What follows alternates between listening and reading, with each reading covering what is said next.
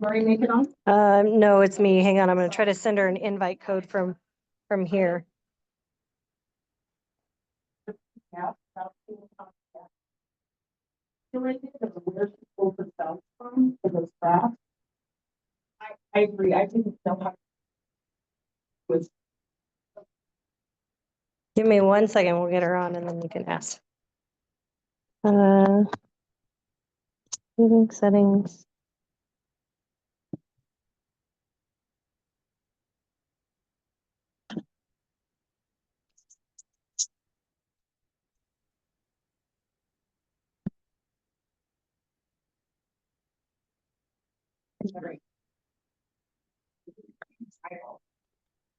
put those on the wrong page if they want to leave it. Oh, that's on my, that's the way I thought. Yeah.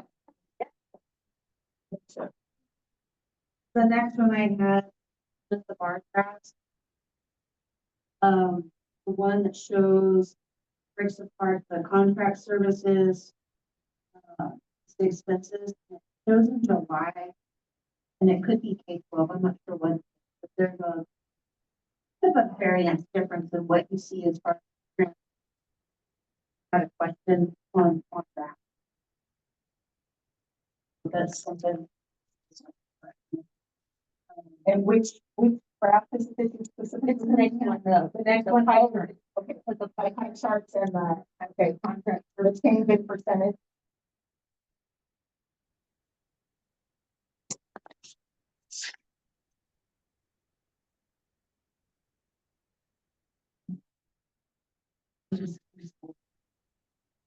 What is his? Do you have his cell number? And I'll just send it a link. It's Oh, but it's not this link.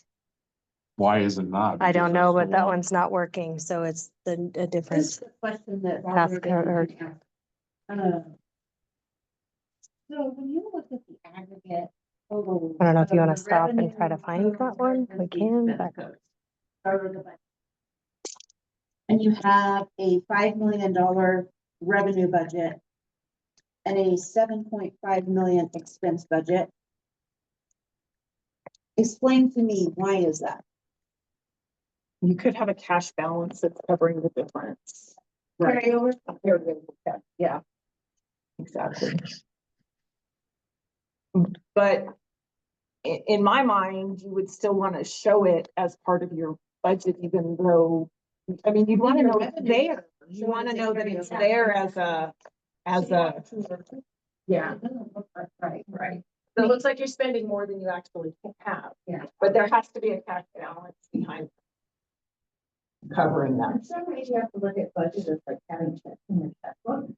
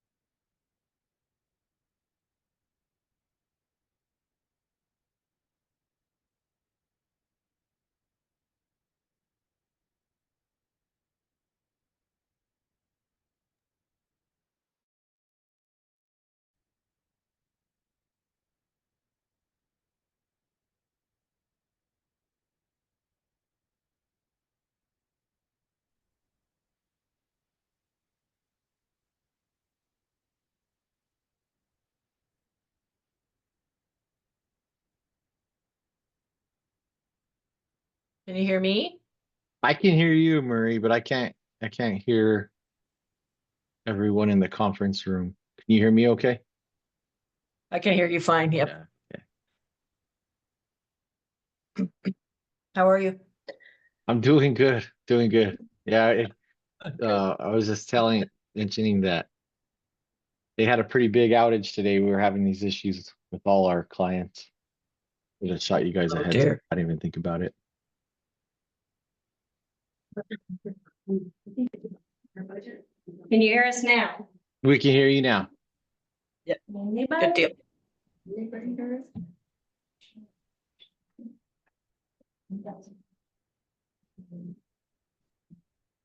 Can you hear me?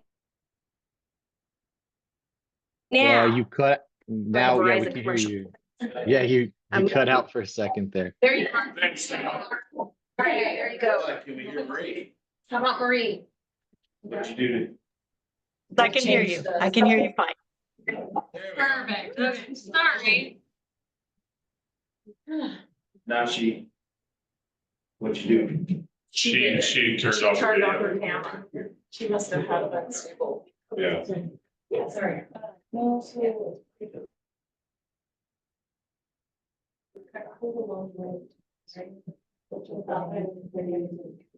Yeah, we're finding that this morning. Well, yeah, you know, technology, just as soon as you, there she's back. But she can't, she's still muted. Marie, you're still muted. I had a There she glare in is. the background I'm trying to get rid of.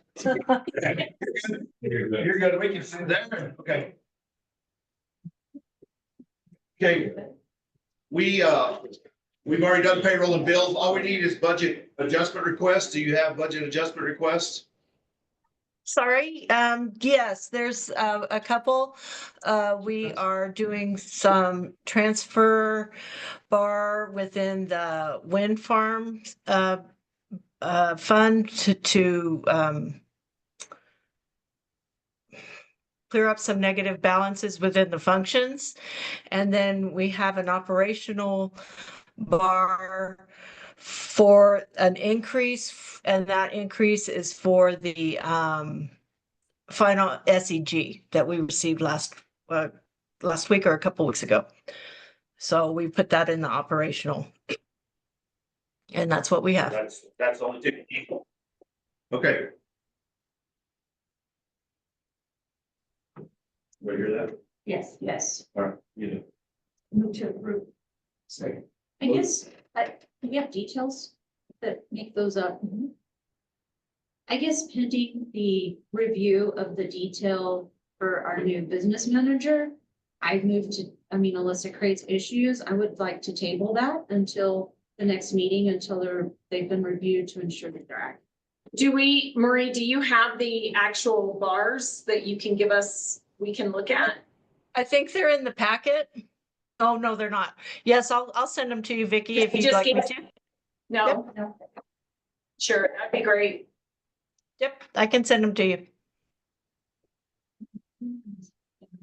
Have access to open this. So, what are we doing? And excuse me if I might, the transfer bar is fine, but the other bar for the final SEG that we receive from the state is kind of important in our budgeting process. So if I can send that to Vicky and maybe you can decide on it later on in the meeting or something. I don't know, but it is important in our budgeting process to have that. Send those to me, I can take a look. Operational, did you guys need to go over the operational allocations? Yeah. What's your recommendation, Vicky? Not to put you on the spot. I'm uncomfortable with the wind farm because there's absolutely nothing in the transfer of what's happening in the packet we received. Operational, because it is the increase, I would say go ahead and get it done. And we can move it around. It's the final SEG allocation. We can move it if we decide it's not in the right line items. So. Okay, I'll amend my motion. So rather than tabling, I move that we hold off until further review on the wind, but we go ahead and approve the operational. Yes. So, Motion been made and seconded to table the wind part of the budget adjustment request, but go ahead and approve the operational parts. All those in favor? Those opposed? Okay. Yeah, I'll report that. Okay. Joe, you still there? You still hear us? I can still hear you all. Yes. Hey, it's your turn. Zoom outages are great to deal with. Thank you for letting us know. I am so sorry. I thought about it too. I was like, I give him a heads up that there are some issues with the with Zoom today. It was across the board. We were having to use a lot of Microsoft Teams. All right, let's see here. Are you guys seeing the main presentation? Yes. Okay, perfect. All right. So glad I was able to get the link. Thank you for responding so promptly. I had called and shot an email, so I appreciate you guys monitoring that so I could be able to do this presentation for you. My name is Joe Ortiz. I was the audit manager on your guys' audit this year for fiscal year 24. Alongside me was Sally Moreno Esparza. I mean, sorry, Richard Liu. He goes, it's Shi Liu, which you probably saw his email as, but it's Richard Liu. He's the audit senior. We also had other individuals working on it in different capacities. Daniel Trujillo, of course, is the audit partner. He's also our managing partner at our firm, but he wears the audit partner hat when it comes to signing the reports. He was also part of that engagement team. All right, so we're gonna start diving into the required communications as it relates to the audit itself and our responsibilities and management's responsibilities. So we'll talk about PKM, the auditor's responsibility in an audit is first and foremost to form and express an opinion on the financial statements. And in doing that, we give reasonable assurance. What that means is we consider different things like risk and materiality. We don't look at 100% of transactions. We sample them. We might look at random samples. We might take judgmental samples. We might do samples based on a scope or the materiality level or dollar threshold. Something that goes above a certain dollar threshold, we'll select all those items. It just kind of depends on the risk in those different areas. There is an inherent risk in an audit that we might not catch all the material misstatements, or there may be a material misstatement out there that we don't catch, even though we performed our procedures in accordance with the generally accepted auditing standards. In addition to that audit, you also have something called a yellow book audit. So if you weren't in the state of New Mexico and you didn't have any kind of grants that required a yellow book audit, you wouldn't have this additional report on the back of your financial statements that you guys see back there. So you'll see one report, which is our auditor's report, and then you see another report, which is the report on internal controls, compliance, and regulation, and other matters. And that one gives something called negative assurance, and that's required by state audit rule, and by state law, and that's why we have to have the yellow book audit in New Mexico. Throughout the audit, we're required to maintain our independence. That means we have to have an objective mindset when looking at your set of books. Right at the beginning of the audit, we make sure that we don't have any kind of family members or any kind of familiar relationships with people who are on the board with individuals who serve in management capacity who can sway financial statement decisions. We also require you all to assume your responsibilities as management. So during the engagement, there has to be somebody with something called skills, knowledge, and experience to oversee us performing our engagement. And that individual, whether it be your business manager or your contract business manager, as long as you have someone who understands the numbers that we're providing at the end, that gives us that line of independence, and it's a required part of our independence. Management's responsibility, and also the responsibility of the governing body, which is your board, is to design and implement, establish, maintain effective internal controls. And that goes with regards to your guys' compliance with grants, contracts, laws, and regulations, and of course, your financial statement transactions in general. Required to prepare U.S. GAAP financial statements. So GAAP being generally accepted accounting principles. And these are all things that you're required to do. I know in our capacity as your auditor, we also do something called non-attest services. And in those non-attest services, we we prepare the financial statements for you all with your assistance, right? So we get your trial balance, we get all the full accrual balances from you all, and we plug them into a set of financial statements and tailor them to Corona's public schools. So you'll see at the end of the engagement, we provide the financials for your management's review. They review it. We don't issue them until we get an approval that they're good. And then we get a management representation letter. Also, part of your responsibility is just be in compliance with all the laws, regulations, and your guys' grants agreement. So those are the main three things. There's other items, but these are the ones that really give us that independence in an audit and making sure we're not reviewing our own work or making any kind of management decisions. Now we're going to talk a little bit about the results. So there were some corrected misstatements. There was a restatement of $4,504 related to the due from other governments. And that was supposed to be recorded in prior year. It was so we had to pull out those revenues from this year and put them back into 2023. So put it into your guys' fund balance or equity, right? We'll talk a little bit about that one a little bit more towards the end of the end of the presentation. We also had an adjustment to accrue $97,000 worth of accounts payable that wasn't correctly captured in the correct period. Now, when I always like to make it clear, especially when I'm Slides.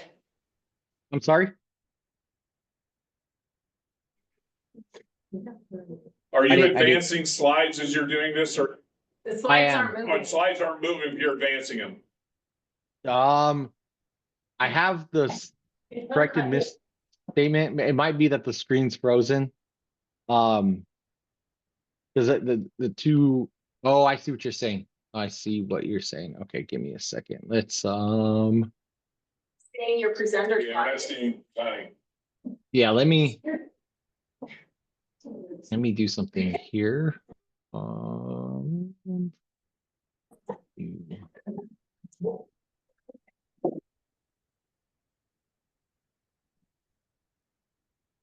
Or over. Yeah. Right. Yeah, now it's moving forward. Was And this the is audit the next report, presentation. that was my next question. we usually know. We usually have a hard He copy. didn't know. Yeah. They didn't ask.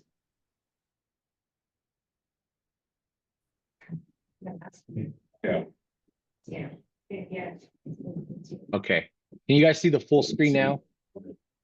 Yes. Okay. So those are the two adjustments, the restatement of 4,500, an adjustment to accrue accounts payable. When we're in, just like to make it clear in general, especially when there's a quorum and there might be potential stakeholders present at the meeting, that these aren't indicative of fraud, right?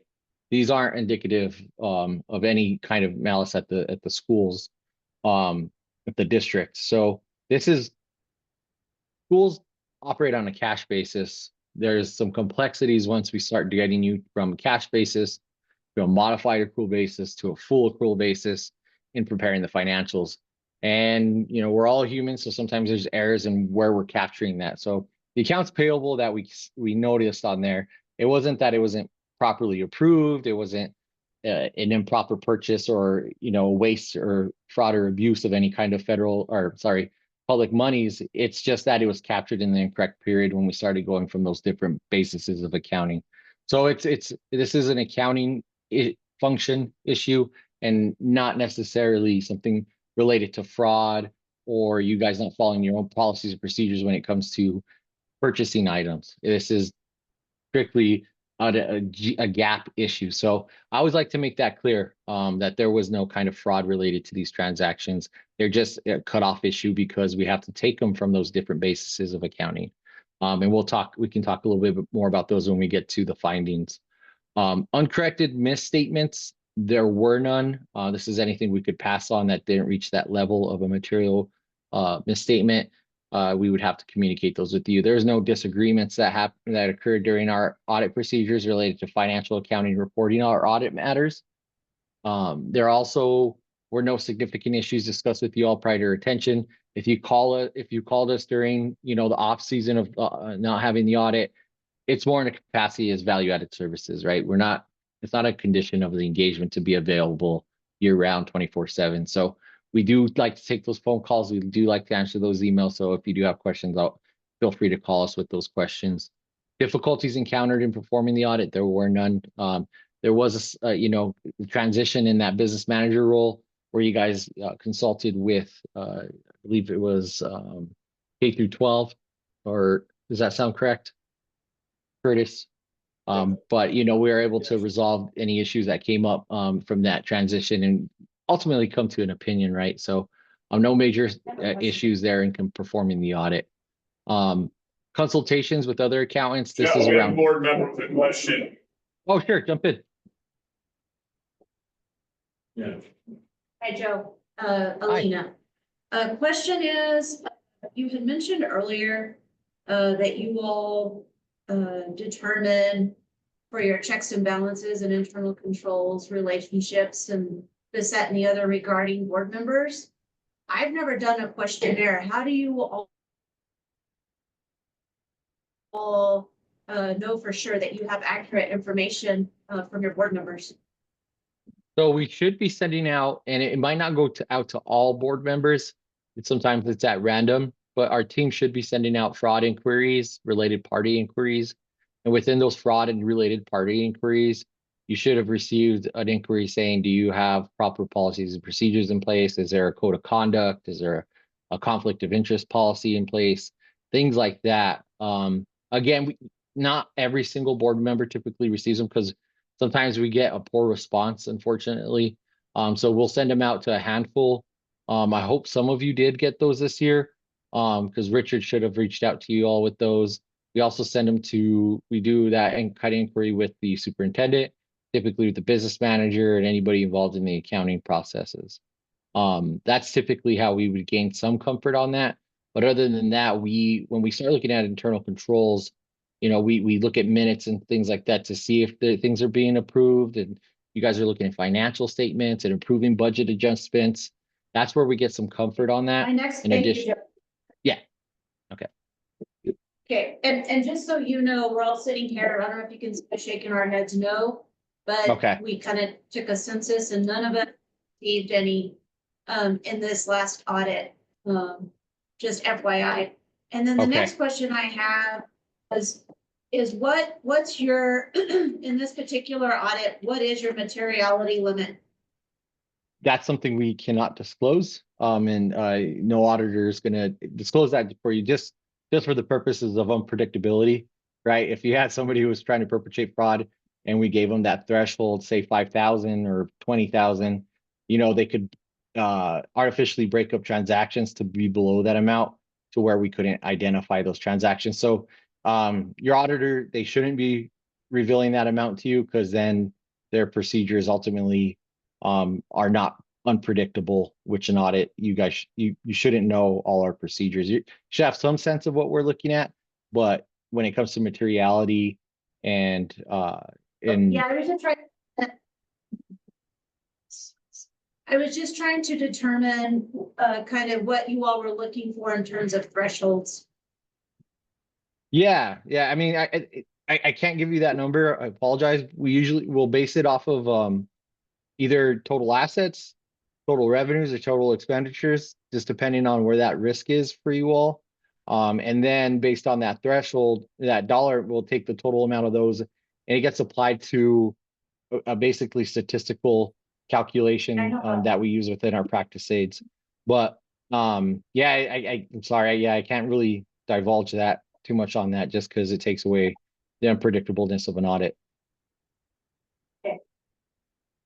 Thank you.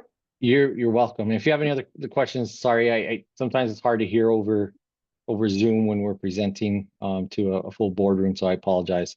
If I don't hear you, just stop me again, and I'd be happy to answer any other question. So consultations with other accountants. You did consult another accountant, right, for accounting services, consulting audit prep, but not for an opinion. You weren't opinion shopping, right? Or you weren't saying, hey, you gave me a finding, I don't believe in that, I'm going to go to this other auditor. So nothing like that occurred. Significant accounting estimates that are significant to your financial statements. These are the balance estimates that could introduce some bias, and we always have to perform some procedures over them, such as your estimated useful lives of capital assets, right? How many years a capital asset might last. So a vehicle, if you have it as 5 years, it could potentially last 7 years, right? And depending on that number, it's going to affect depreciation and the book value of that asset. So that's going to be estimated useful life of capital assets. It's always going to be a significant estimate for you all. Actuarial estimates relating to your net pension liability. That's always one, right? These estimates are from span across 30, 40 years, and big assumptions go into there. Things probably I really don't understand because I'm not an actuary. But these are balances that they put out, and we basically roll forward your balances on those. But there are some significant estimates that go into that balance, and that balance is typically pretty large, a pretty large liability on your books. And then estimates surrounding leases. So that new standard, fairly new standard came out, leases and subscriptions, saying, you know, a lease term is 3 years versus 5 years. And you're not going to exercise that renewal option for the additional 3-year term. That's an estimate, right? There's an incremental borrowing rate when we start talking about calculating present values that you all have to determine for us to get to that balance. So there's a lot of estimates that go into that as well. And they usually mirror your significant financial statement disclosures, which is your net pension liability, your capital assets, and your leases. These give a lot of more background on what these balances are and why and how they are calculated and presented on your financials. For overall, your financial statements, though, are neutral, consistent, and clear from year to year if you were to take a look at them. There were some additions to your notes, that small additions. So GASB statement number 100. This is just kind of a one you have to adopt, right? When GASB puts something out, we have to adopt these things. They could have a significant impact to your financials. They may not. There was a restatement. So this one added some additional disclosures to your financials related to those restatements, or that restatement, which is GASB statement 100. It just gives a lot more clarity into what the restatement was, how it affects all the balances on the financial statements and each financial statement themselves. There was also the bulk purchases that came in from Implementation Guide 2021-1 from the GASB. This one is, I think, more pertinent and applicable to schools, just because schools tend to purchase a lot of computers. So what a school district called into GASB and asked, hey, I'm going to purchase 200 computers, 100 computers at $1,000 each. They're all similar, the same thing. Do I need to add these to my books? GASB came out and said, yes, they're all similar in nature, so you should be adding these to your books. Well, that triggered authoritative guidance, and now all government entities are having to come up with a bulk purchases accounting policy. I believe your district decided to go with the amount that the state of New Mexico put out at $200,000 for bulk purchases. That's what Department of Finance and Authority put out there, administration put out there for the bulk purchases, and your school, which most entities did, leaned on that as well. Yeah, so that's a new policy that you all need to be aware of when, especially if you're purchasing these, having these big capital outlays happening at your school. That brings us to the opinions. So financial statement, you got an unmodified opinion. That's the clean, the highest level of assurance you can get in an audit. That's the one you want. That's the one where you can pick up the financial statements and know that you can reasonably rely on these financials to make budget decisions, to make financing decisions, to make any kind of decision that you might think possible with financial statements. So this is good for not only just management and the board, but also for your stakeholders, right? Your citizens, your all this students, the parents, the taxpayers. So anyone who looks at these can look at them and have some reasonable comfort that the numbers are accurately presented and correct for that fiscal year. There were some findings that came up. So 2023 findings, these are your prior year findings. There was a lease finding that was resolved. You all consulted with accountants this year, right, to get this resolved. They were able to calculate the balance correctly and clear up that finding from prior year. There was also the budget authority. So there's some line items where that went over budgeted, actuals went over budgeted expenses. And so that one was repeated and modified. These findings are all in the back of the audit report itself. On the last pages in the audit. I can just bring it up for you all to see, so you have a reference point. And Yeah. Joe, Mhm. we received. This board never received this audit prior to your presentation. So this is the first time we've seen or heard this, so just bear with us. Okay, when we present the audit and we send them to, at the exit conference, we usually will have a draft in your hands before we have the exit. It looks like, Barbara was the one who attended in representing the board. And then in the exit conference, there was Curtis, of course, and then your consulting business manager, and then Marie. So, yeah,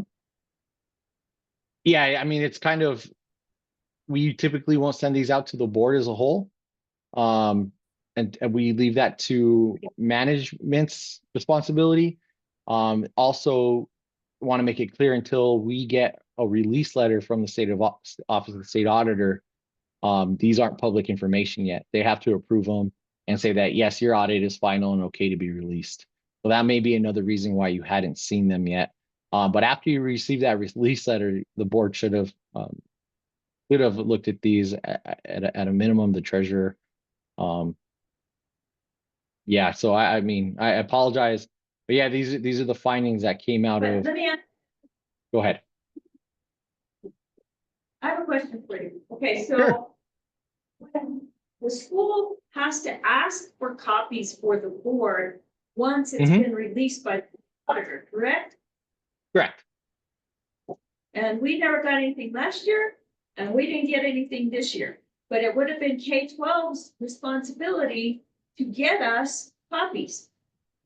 Because when I was here as a business manager, I would ask for a copy for me,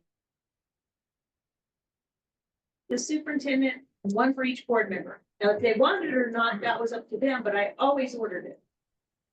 Yeah, so once you get that release letter, just we can, and we can still do this for you. I mean, it's kind of after the fact now, but if you would like printed copies, we can definitely print them, bind them, and get them out to you all. I just need to know how many you would like. But yeah, that's definitely, I mean, these financials should be in your packet for the board meeting. But yes, that is part of the deal. So have they been released then? Did you receive the letter saying it was released? Yes, we wouldn't be able to have this in a quorum. Exactly. Yeah. That's. Exactly. You should have signed that. Well, it went to the business. So yeah, it needs to come. So Vicky definitely needs last year's and this year's audit, please. Okay. You want us to print and bind some? Because K-12. Or do you just What's want the that? electronic files? Vicky, what do you want? You want a hard copy or? I can download them from the auditor's website, right? They're just that's- up. Yeah, There that's you go. I can do correct. it. But I can Yeah, also I'm just fine. forward them to you. You guys want Yeah. hard copies, so. No, I think you're gonna need. Yeah, You're no. gonna need it for sure. But in the. Yeah, the future, entire history of, well, not the entire, at least over a couple decades of audit reports will be on the state auditor's website. Okay, thank you. Mm-hmm. Curtis, that have you this- not seen this? I've seen portions, we did a debrief conference with them, but Okay. that wasn't public knowledge at that time until they filed it with the auditor, and then the auditor really released it in March. Yeah, we did in December. When they were here, when we were in my office, that's this audit. Yeah, so we did the exit conference at the back table in in there, and we did that quick debrief. And, November 14th. yeah, Cody was here. So I was like, I don't remember Yeah, that. we did that, and it wasn't public knowledge because they hadn't released it. Yeah, yeah, you attended Zoom and Cody was in my office, that's right. That's when it happened. Remember being in the office. Yeah, you were on Zoom, that's right, because we had to call you to make sure we had two board members. Because then you can't say anything until the state auditor Yeah. releases it. It's illegal. Right. Yep.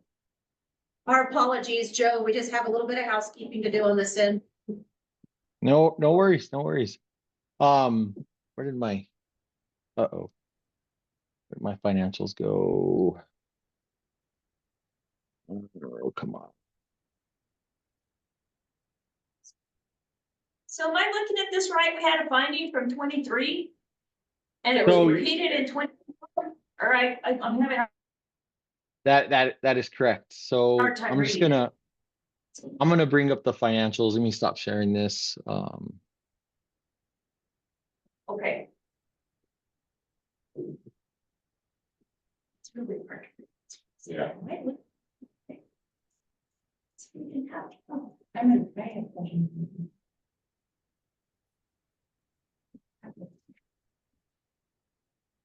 Okay.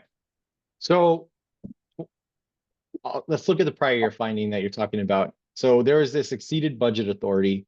Basically, expenditures were in excess of the budgeted expenditures for the year at the legal level of budget control for the school district. So here, if the actual budget exceeds expenditures at the legal level of budgetary, there should be a finding, right? That's what the state auditor says.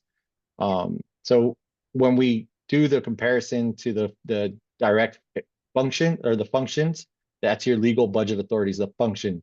So we have to group them all together and take a look at all these expenses under one function. These were all under the direct instruction for each of these funds, and they were over expenditure by these amount. Typically, this would be a material, right? We would probably not even report on this, but with compliance and state audit compliance, they don't consider materiality. They don't care if it's $1 over, they don't care if it's $2 over.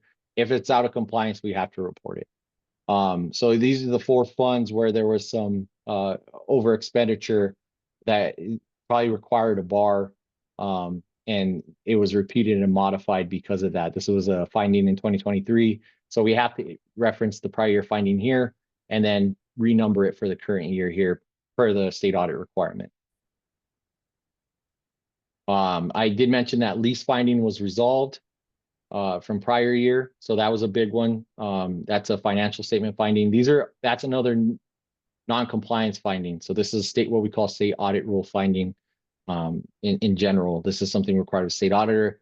It's compliance. So we'll go back to the first one, which is the financial close and material adjustments. And this was the improper year under accruals one that we talked about with the adjustments. There was amounts that were due from other governments in the amount of 4,500. That was significant. So we had to accrue it. That was really should have been accrued in 2023, but it wasn't captured until 2024. So we had to back that out and put it back in 23. And then there was an accrual of accounts payable that was missed of 97,000 that should have been accrued at June 30, 2024. When we did our test work, we identified invoices in this total amount where services were rendered in the fiscal year 24 and weren't properly accrued in 24. They were being captured in 25. So these were material adjustments, and as such, we had to call it a material weakness. I will say one thing about these findings. Fortunately, they're pretty common in the state of New Mexico, just because a lot of the entities operate on a cash basis and then have to take it to those different levels of accounting, which can be complex. Especially when introducing things like capital assets and leases, trying to tackle all this at one point in time in the year. So just got to be careful when looking at invoices, right? I always tell people, make sure you're not looking at the invoice date, but you're looking at the dates of service. Yeah, if the invoice is paid in August 2025, but the services were rendered in June 2024 or May 2024, those are really expenditures of the 2024 fiscal year under accrual basis of accounting for financial reporting purposes. Any questions on that one?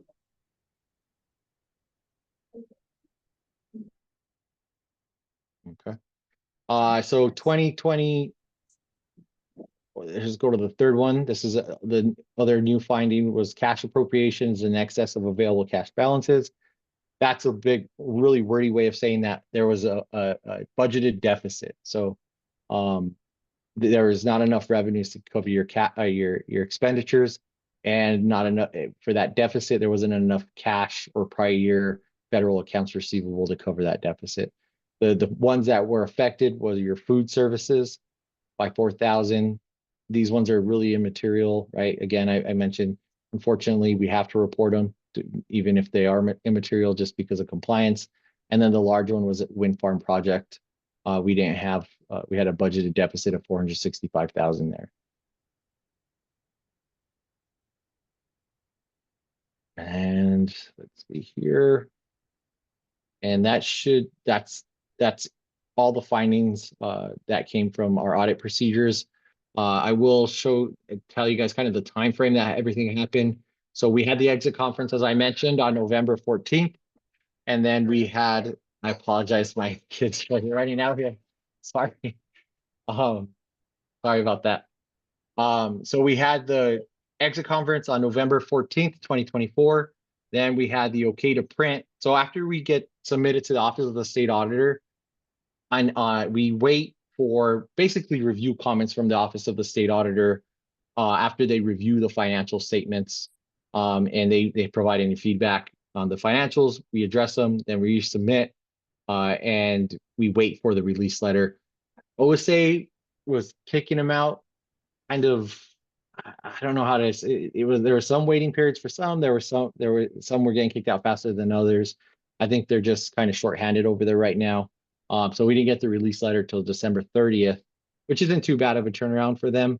And then 5 days after that, it became public information in January 2025 because of that waiting period required by state statute. That was the time frame of the audit process. With that, I do want to say thank you to Corona Public Schools for having us as your auditors. This was our 8th and final year that we could be your auditors. So this. Joe, you froze. Can you hear me though? Can you hear me? We can hear you now. Okay. So I was just thanking you all for having us as your auditors for as long as you did. This was our 8th and final year with you I have all. another question. Uh-huh. Joe, I have another question, and this is for you or Curtis. I don't remember when we normally have had the audit explained to us in the past. But if it became public record in January and we're just now going over it in April, is this normally when we? There's a required report now that was put out that Joe reminded us of. They have to give a public presentation on it. Used to be you could just do it to a committee of the board, but it changed last. When was that? 2 years ago, 3 years ago, Joe? Yeah, it was several years ago they started requiring it. They are supposed to be giving a public presentation, and this is what we. Yeah.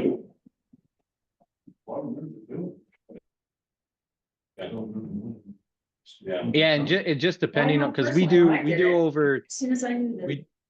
we do over 30 engagements during that time. Right. So once they get wrapped up, we're coordinating with all the different schools, counties, some state agencies, municipalities, local public bodies to do these presentations. So sometimes our schedules don't align and we have to figure out an alternative. We typically try to get it done within the first 4 months of the subsequent year, but sometimes, you know, our schedules just don't align, unfortunately. But you can probably request to be present during the exit conference. I guess my issue is if problems, that's pushing it out for a board to know how the audit actually turned.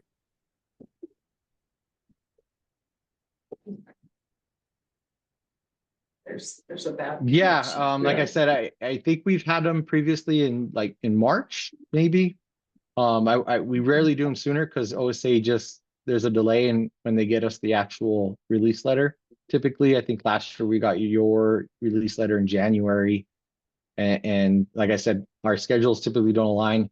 I think one thing that you could do to kind of be proactive is just maybe asking to be present. The only issue with being present at the exit conference is you can't have too many board members there, right? Or else you have quorum. So it can only be, depending on what makes quorum for you all. It can only be that amount of individuals present. Maybe just having a side ad hoc meeting with Curtis and the business managers and asking, hey, I know you guys already had the exit, but can you tell me the status of it or provide me with an update with the knowledge that you cannot talk about this outside of, that conversation because it's not public information yet. But yeah, you definitely don't want to discuss it in the board meetings prior to the release letter because then it's going to be documented in your minutes. Any other questions?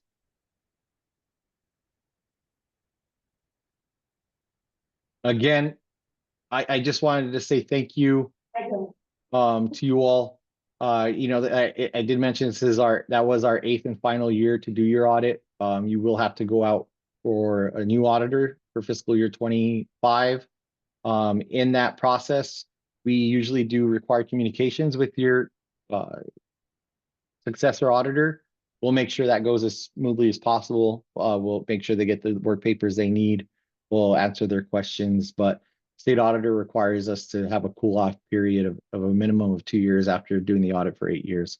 So your district will have to go out for a new auditor. We really do appreciate the partnership we had with you all over the last years and trusting us to be your auditors. And really appreciate that opportunity. So thank you.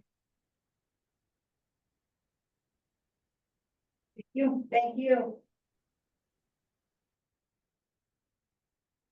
Thanks, Joe. Thank you. You all have a productive meeting. Have a great night.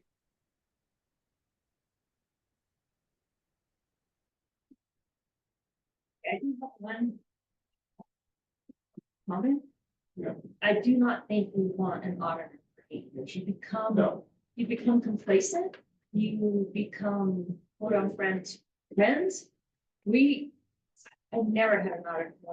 Or at least change the annually. Yeah, or change, yeah. I just think that's not a good practice. And Vicky and I both agree. We've already talked about what we got to go out and do for that audit. They set the schedule when they would present. That's what. Oh, okay. So when they came in, They do. The. so they got that release, they contacted me. They says, we're gonna schedule you guys, and they probably couldn't get it moved in here. Because they were already doing county audits and everything else. We were one of the last districts they did in the audit period because of all the transition and everything. We moved it back, right, so we get it done before the November 15th deadline. So we were also last on their list for presentation. One of the last. But it was- when they scheduled. But it was public record as of January.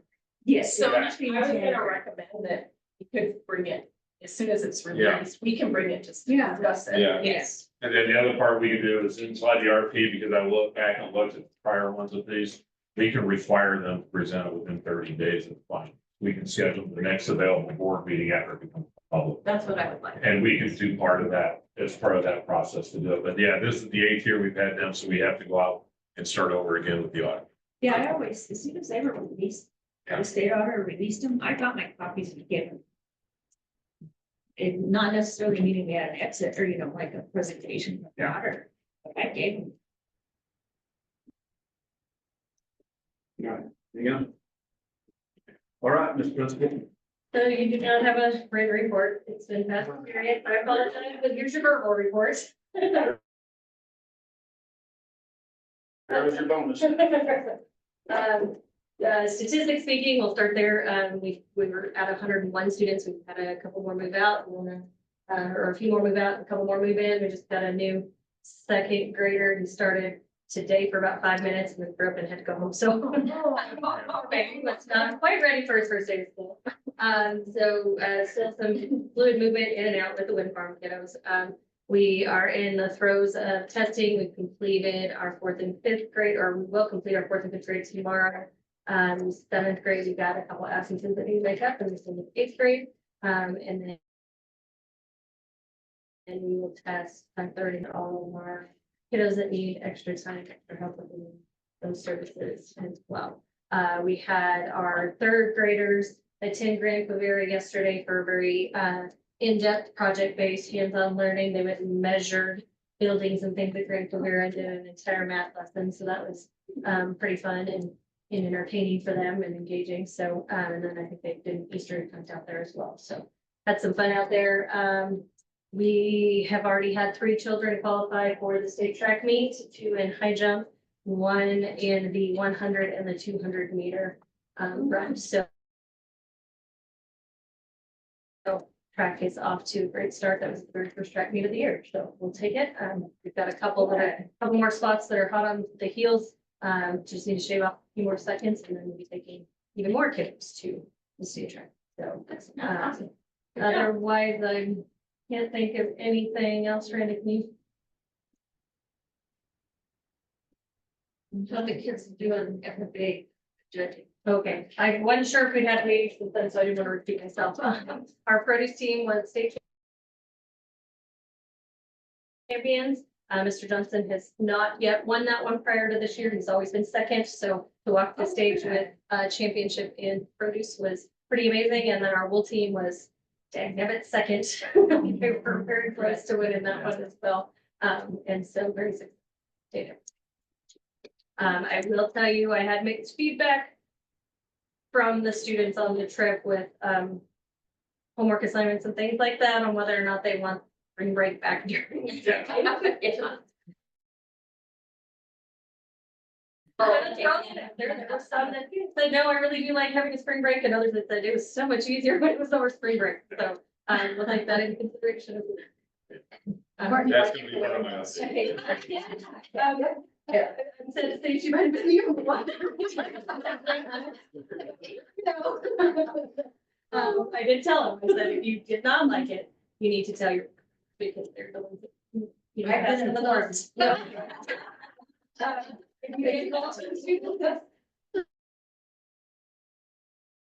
For them to express it.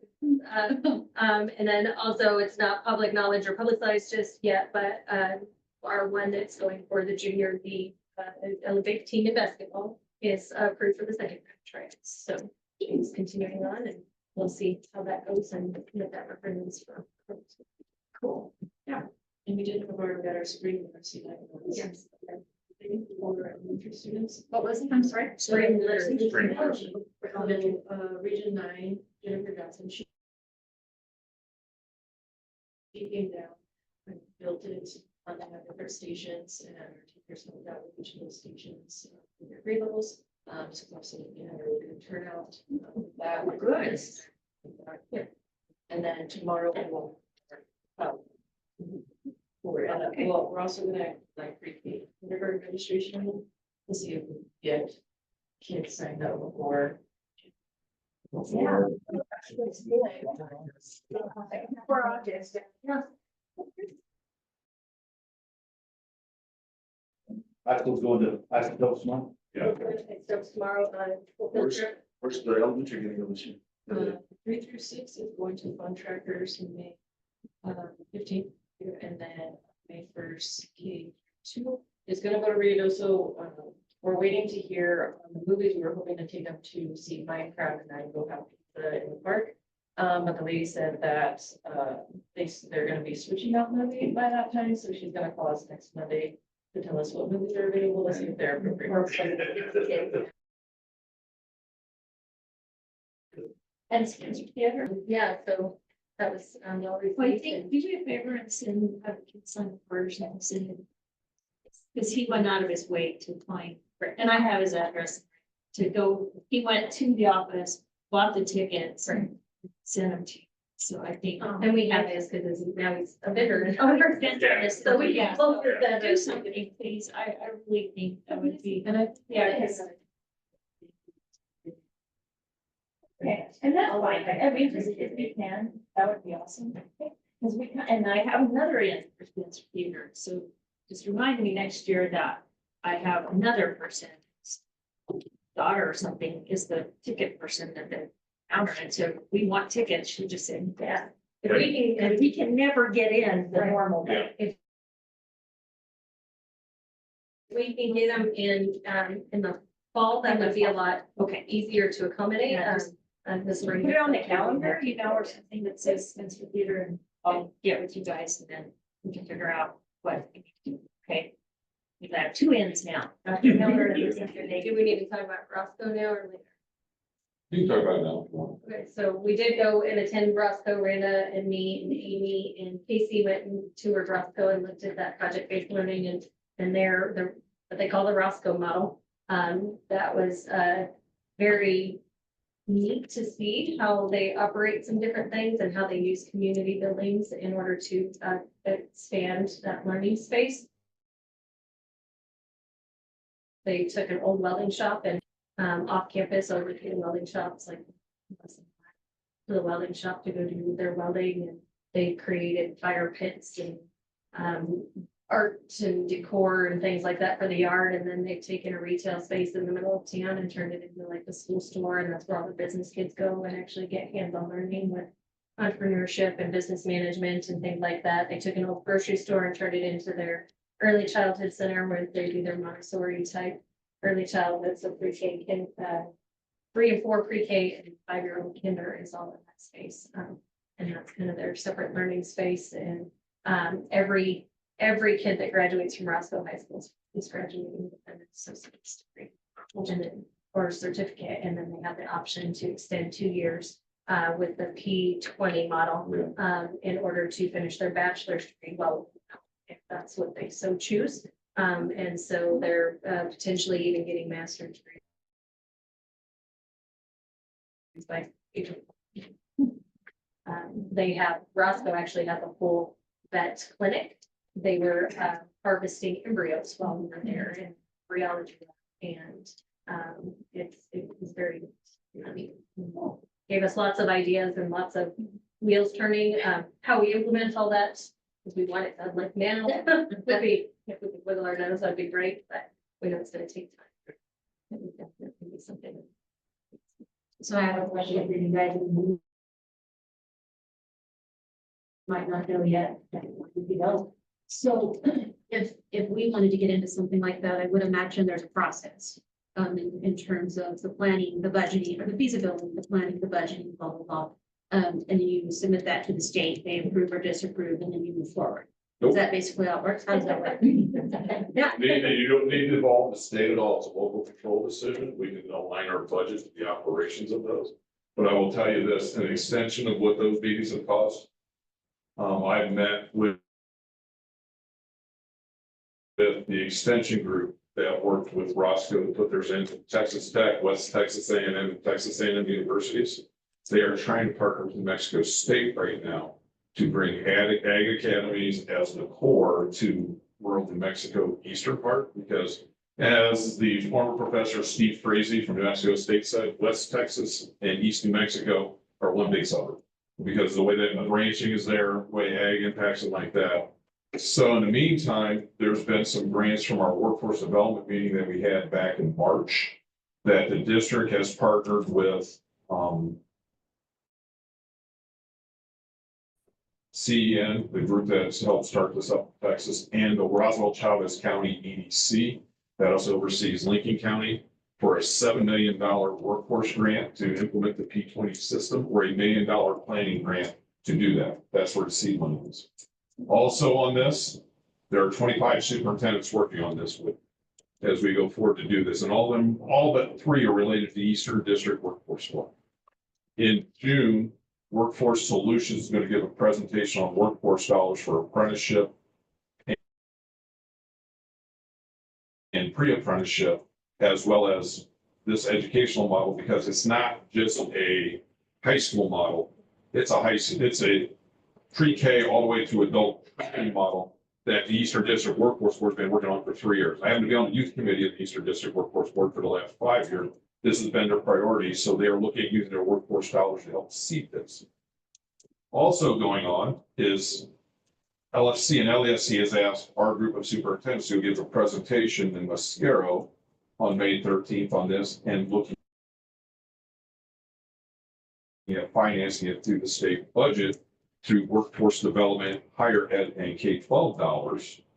So that way it's a workforce model, and it's not just a K-12 where Penn tells you you're going to do this.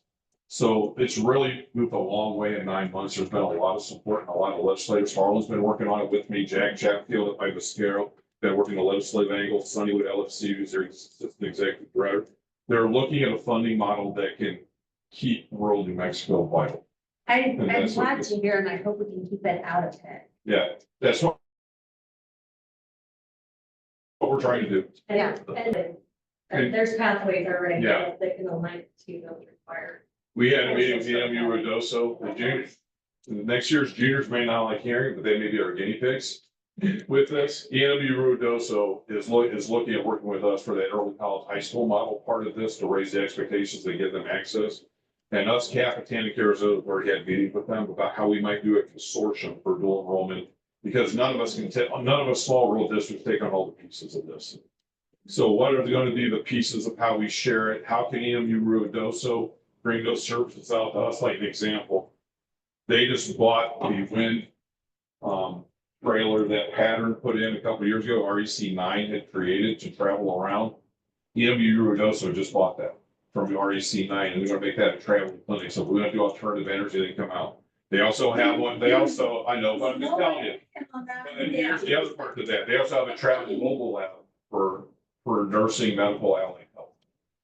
So they can bring those out to site, or we go and use Arizona's brand new welding lab. They're putting 20 stations in and doing dual enrollment through. They've already got an agreement in place. So there's a lot of discussion, a lot of collaboration going on. So it's moving, but at the bare minimum next year, what we're going to look at doing is a district. And they're coming for a presentation on the 25th. And if anybody can be here at 9 o'clock on the 25th, you want to see what CN does. The 25th of April? April, yeah, it's our last virtual development PD day, or virtual day for our students, PD day for our staff. What time? Friday the 25th, April at 9 o'clock, they'll be here. Can you send out? Yeah, I will send out an invite. Yeah, I'll invite you guys. And they'll go into that and they'll go through with what those guys also did.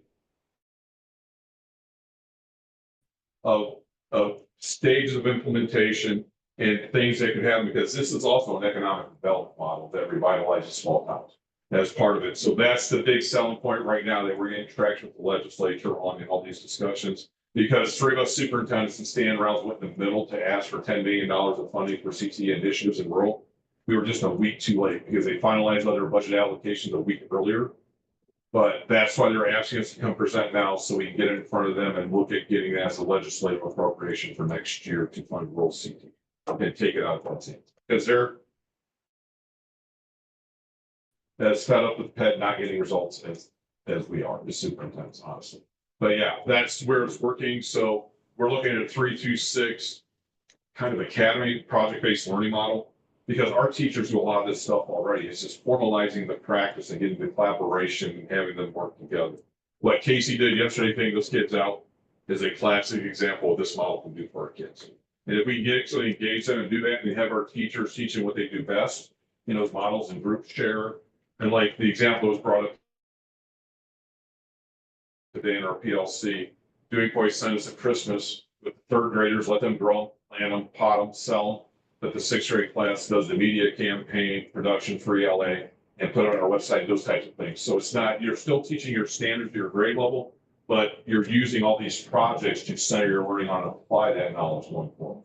And EMU Ruidoso is going to be a full partner with us. They're willing to do it. We also have Masonlands Community College, Luna, New Mexico, Highlands, Close Community College, and EMU Roswell are all involved in this training. So we have 5 major institutions in our state higher ed trying to do that and bring down those barriers for access for our kids in rural to higher education. What about CNM? CNM hasn't been approached yet because they don't fit the profile right now because they're an urban institution. In order for us to get those workforce dollars, we got to use those rural. Okay. Then it could plan out as a state model. That could be the next phase of that funding that comes out. But we're working with those institutions that are in districts with 1,000 that we are related to, districts 1,000 or less by those funding streams that have been defined by the grants. So CNM and Donia Anna will probably be involved in this because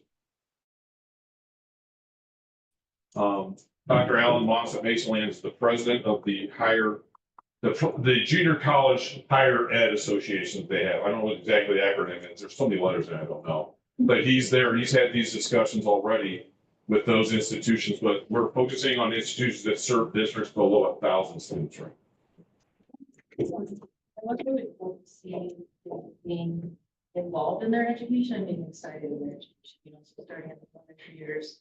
Their learning is geared toward what they're interested in, so they're wanting to go to school, they're present, they're learning more. Also another part that I love was that they talked about, homegrown people, and so they have people who have graduated from their school, some guys can work in their school. Have you ever been through Roscoe, Texas? You have. Oh, I've been there. That's it. That's it. It's about, when you go down the interstate, that's about all that was there. But Yeah, tell them they come from everywhere, don't they? Yeah, so Yeah. when they implemented this model from 300 to over 650. there's 720 this So they're year. coming out of district, yeah. Yeah. And Awesome. the other thing I want to make sure the board's aware of, there is a career-based program out there that's Avid, it's called Avid. It has 20 years of results of getting kids acquainted with career-oriented skills and careers they might be able to go into, because as we all know, our kids only know what they know and they know what they hear. Avid is a program that lets them go out and research different things and take those skills that you're doing in those things and find out what careers they may be good in. We used to do the old Cooter career analogy. Avid actually does that for us as well to show where kids have good skills and everything else. We've had 2 meetings with them to discuss that program of implementing it 3 through 6 or 3 through 8. This 3 through 6 teachers are really excited about it. So we're going to look at implementing that next year for those kids so they can get hands-on experience online doing that research component that drives all kids and causes their curiosity. It's not that expensive for the investment. And there will be a required training for those that will be out of state that we're going to bring a presentation next month on with those teachers to do. So I'm going to ask for them to go to this as we implement, because it's a full 3-day intensive training of doing it from beginning to end with kids in that skill base. And for 7 years, and they live and die by it. Those kids learn real early in life what those priorities are, what you need to focus on, those skills that employers are looking for. And then it allows you to go out and explore those things. Well, you have this type of skill set. Maybe you do vet science, or maybe you do phlebotomy in the human realm. And it does that thing really well. And I think if our kids get exposed to that curiosity and knowing what they can, it gives them a lot more options. And there's also discussion with those land grant institutions, that those are important because it brings off so many things, the leadership skills and all that that's in there all the way through. And Ruidoso is going to be launching a program on ag next year. That could be the core, and then you allow those kids to explore out from there as the foundation and going from that. And I met with Shad on Tuesday. He got me hooked in with New Mexico State Extension people. The Texas Tech people have been reaching out to them, and they really want to launch that Ag Academy model, because that's what Roscoe started off as, and they've grown into all these other things, and now offer 17 different pathways under campus, some 17 or some ungodly number that they offer in connection with West Texas A&M, and not all their kids spend all day on their campus. They're on their high school at West Texas A&M, taking those college classes as seniors and coming back and interactive. When you walk through the high school, there wasn't one over 2 or 3 kids working on homework or classwork, and they were teaching each other, peer integrating with new set of adults, basically facilitating those discussions if they got stuck somewhere or something like that. And it was really, they have a whole pod, like a whole area, big room where there's So just are rows those- of tables helping each other with homework. Are those professors, are the teachers professors, or are they business? Other high. And the other part of this that President Trosper brought up today from Amy Ruidoso, they are looking at their accreditation process so they get more of their instructors in our buildings. So like people like our most experienced teachers like Trish or Roxanne, who've got 15 years or so teaching in the high school, they're looking at their accreditation, allowing those kids to be eligible to teach their lower level math classes at college level. Or an example would be, he gave us one, Mike Gaines over at Mescalero's, their welding teacher, has enough credit as an experience, he go teach welding, math, and those types of things as part of that career field and count it. And we will bring in our graduation credit requirements next month. And then we'll be working on a portion of a graduate after that and working that, we may adjust those credits, but we have to, by June 30th, we have to have our graduation credits approved by the board. What we do is still 24 credits. I figured if we go to this, we might want to look at 26 in the future, so those kids are encouraged to take those classes. But Man and I have been working with the high school staff on that. We're gonna finalize it in the next month, bring it for preliminary approval, and then any change we make because of what happened with the law enforcement to graduate this session, they're waiting to find out what we have to do for the portrait graduate with piece like that, put that profile up, but we at least gotta have the board approve the new cohort graduation requirement. That's by June 30th. Yeah. There's some adjustments. So, And how will that affect the budget? good questions. We have to do the analysis. We kind of looked at it. With dual enrollment, it's really a zero. It's net zero. With that, but when you go to look at putting those programs on your campus, where it's going to be. And we've got some good ones going on right now. The biggest thing is we did get that STEM grant from Senator Stefanik that we could use that for our STEM lab if we want to put in a multi-$1,000. Not a lot, but we'll at least start. I talked today with Robert about the multimedia lab because a lot of that multimedia stuff is done through Apple on college classes, campuses. So we have to look at bringing an Apple lab in and what would that cost be and like that. We've done some additional analysis, but until we get the real feedback from the kids, we got the initial ones last year that we did. But EMU Ruidoso was coming here on May 6th with our strategic planning meeting to talk about dual enrollment for those kids and how meeting with us and us talking about the master facility plan and starting that. I'll send out an invite to everybody on that. But we just confirmed that today with them because I want to make sure they were part of this because part of their mission is to reach out to communities and allow community education programs to happen, even in non-credit areas. So this is the big conversation in Lincoln County right now going on between the university and the 6 school districts they serve. Yeah, I have another question. Over the moment. Yeah. Are they still thinking about making kids buy their books? Or is the that is horrendous. Yeah. We've We can't engaged do in that. it's called the TAP program. It's 2 years and most of their books have been online anyways. And so we paid $8 for the math book. And Yeah, we just need to figure out a way to pay for it because when I tried, the first year we had to went for dual enrollment here and everybody was paying for their books. I was, I was, we you know, didn't have the. I was ready to. We covered the cost. Like from, it's all. We didn't. We didn't have. Yeah. And we are allowed now. Since I just said, we can't do this. You have to find a way to. Yeah, we are allowed now too to use our high quality instructional materials to pay dual enrollment. I'm not sure how much money we're gonna get. We're gonna get a raise this That would be year. a nightmare for me. But I'm not sure how much, but I also had a conversation with 3 of the college presidents that want to partner with us. That's Clovis, New Mexico Highlands, and EMU Ruidoso. They may have a plan to their funding they received, because they received, I think, it was like $40 million for the institutions across the state to promote CT pathways and dual credit enrollment. So there may be some institutions picking up the cost of those books and taking care of it that way. And they're becoming so much more virtual, like. Yeah. Yeah, exactly. Copy it so they're becoming cheaper. Manage a library with all of them. Updated everything. If you have a license. Yeah. As many as we wondered. Yeah. Okay, for the fun stuff, guys. So I have a question. So Last one. the guests that are here with us today, to do policies. I would all be opposed if I'm not sure why y'all are here, but. Yeah, that would be a good time to have, because these policies, take a little bit. Yeah, these policy, move on to the back. So, I mean, unless you guys want it in the policy. Warren deals with the policy on his own. He doesn't have to go through our. Right, Warren? Yeah. You owe me. I was gonna say something too, because there's someone sitting over there getting antsy, he's looking hungry. Anna, did you have something you wanted to? I can go first. Oh, Lauren's gonna go first, so you can build the red timber over there.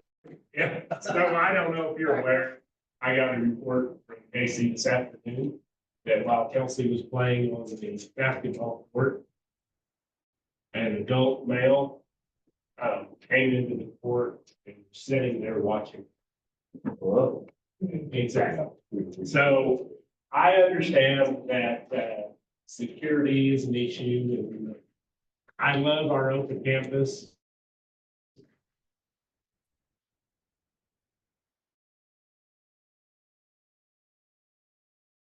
It's going to require more acting to check in at the office. I don't know what security costs. I'm quite certain it's expensive. I know by experience, it's expensive in an office in Albuquerque. But it's not near as expensive. So I wanted the board to be aware as quickly as possible. I cannot go into details because this is all second party for me to tell you to report. I know Casey was extremely concerned. I know she's talked to Mrs. Insidious about it, and they have a plan in the morning to inform some kids. And I appreciate that very much. But the adult that reported it, I trust wholeheartedly. I've worked with him multiple times over several years, and his wife is also a teacher. So I feel that the report was credible enough to report back to you directly. I would like to see the playground fenced in. Experimental court, basketball court. I think maintenance and a tidy campus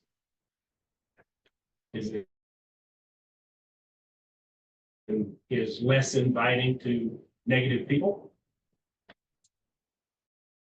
And even some perimeter signs instead of one on the doors. I think that needs to happen. And, you know, I know you guys have a plan and you have a budget you have to work within. But I'll also remind you that, you know, we've got a lot of money coming into the school from the projects, and this is going to be costs. Ask a question. You may. When you say maintain, can you give some examples of? Well, the basketball goals all have ripped nets. It's not painted. Surface of the tennis court is breaking up. There's multiple baskets torn up or bent. I just like to see it picked up and cleaned. And I have to admit, I haven't been on regular on swimming lately, so I don't know what all of the playground equipment's like, but a fence along that fence up there by the school buses and one gate or two signs with no gates. Fire egress code. Yeah. Yeah, do what you did to no did. Like, don't do the building. And I know there's another young person that shows up that doesn't go to school here. But the one day I was here, he was in a hoodie and he had a face mask and you couldn't see it. You didn't know who he was. I asked Brenda about it and she knew exactly what it was, but it makes me nervous. So I just wanted to report that. Not mad at anybody. I just want some action. And because like I said, the children and lost innocence is a big concern for me. And I'm quite glad I wasn't. So, but anyway, please ask me questions, but I don't really have them. I don't have the answer. I'm reporting there. No, I appreciate you Yeah, sharing. So, you know, I will be reporting this to the sheriff's office and Sheriff Michael this morning and ask him for more patrols in our community as a whole. But, you know, there's options out there that are less expensive and maybe even call to the state police. Because a lot of times those guys have to do paperwork somewhere. Parking lot here at school might be a great place to do work. I've used that past to patrol an office in Melbourne. And it worked great. You know, I do wish we had a plan, and I hope you guys will publicize that plan to parents before the beginning of next school year. An emergency plan or plan of capital infrastructure. Capital improvements, yeah, improvements on security improvements, however you want to label it. But I think it's should be such a little higher priority. I appreciate Talking about the buildings. Kids in the buildings. And players.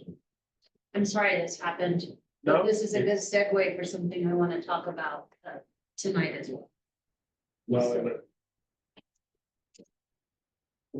Mine echoes yours, so go ahead.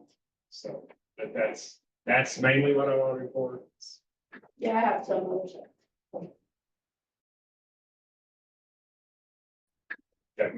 I'm done. Okay, so tonight I'd like to share with the board two perspectives. The first is a parent as well as a teacher. 3 weeks ago, I'm coming off of lunch and encountered two grown men wandering the playground, making their way onto the tennis and basketball court. This was about 15 minutes prior to recess. I informed the men that they couldn't be here as this was a public school.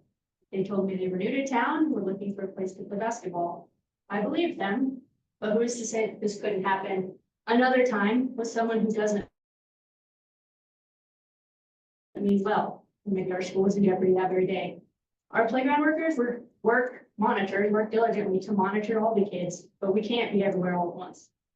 Another employee told me of a family that had stopped to take a break from traveling. Parked on the street, they were allowing their young child to play on our playground equipment within school hours. Our teachers physically stood on the playground between these people and our kids and sent the other child away.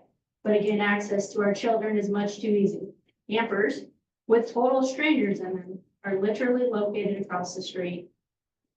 Having had the opportunity to travel to other schools, and scholars show me that there's rarely an open campus anymore. Even schools as remote as Logan have a well-constructed 8-foot tall fence, most with privacy mesh, so bike passers cannot see in at all. At this point, we're taking the safety of our kids for granted. This is acceptable. It's been a year since I sat in one of those chairs. The only thing that has changed is that this world has grown increasingly more uncertain. I don't care how you have to break it up. I don't care if my husband and Charlie and Warren come build the damn fence, but we have to build the fence. We have to act, obviously. Okay, I don't know why I'm crying, because it's a lot. So, next comments are from the perspective of a teacher. Our students have little to no consequences at times for their behavior. As a school, we have to be able to respond with something. This starts first with the rules that apply to every student. When the rule is in place, it must be forced. Two of these that come to mind are cell phones are to remain in your locker. Obviously, a high school problem more or less. No hats or hoods in school. These small behaviors escalate, and when this occurs, you have students being sent to administration to be disciplined. They maybe get a discouraging talking to, maybe. When we consistently fail to uphold these rules from the bottom to the top, teachers have no leverage, and those that expend their energy to stand by the rules lose morale. We must be diligent and continue to listen for subjects and phrases that should not be used casually and tell the kids so. We don't discipline the kids or have consequences in place, and at minimum, the faculty should be protected by policy. As a school, we certainly cannot make up for a lot of things in terms of behavior, but without a consistent approach to discipline, Corona schools being a true academic leader and prioritizing learning is sure to go by the wayside. I know that we're leading for a short time, but I am highly invested in these kids and this community, and we do plan to return. I would like to close with one final comment. I know that there is heavy focus on a new school, but a school is only as good as the instructors, the discipline and the morals that go on within the walls, regardless of how bright the paint is on the outside. I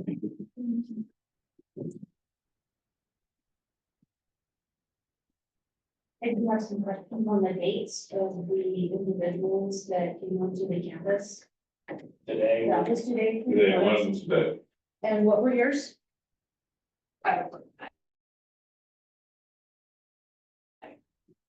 It's been in the last, 3 weeks, yeah. What was it, 6 weeks ago, and then went 8 weeks? Months ago. Probably. Approximately. So this has been an ongoing issue for the last 3 months. Or years. Yeah. Thank you. Thank you all. Thank you. Thank you. Thank you, sir.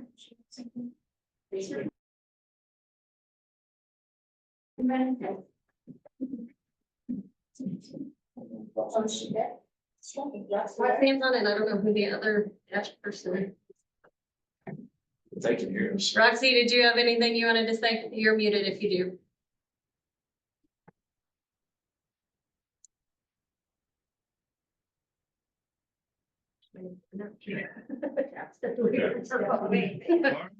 Superintendent.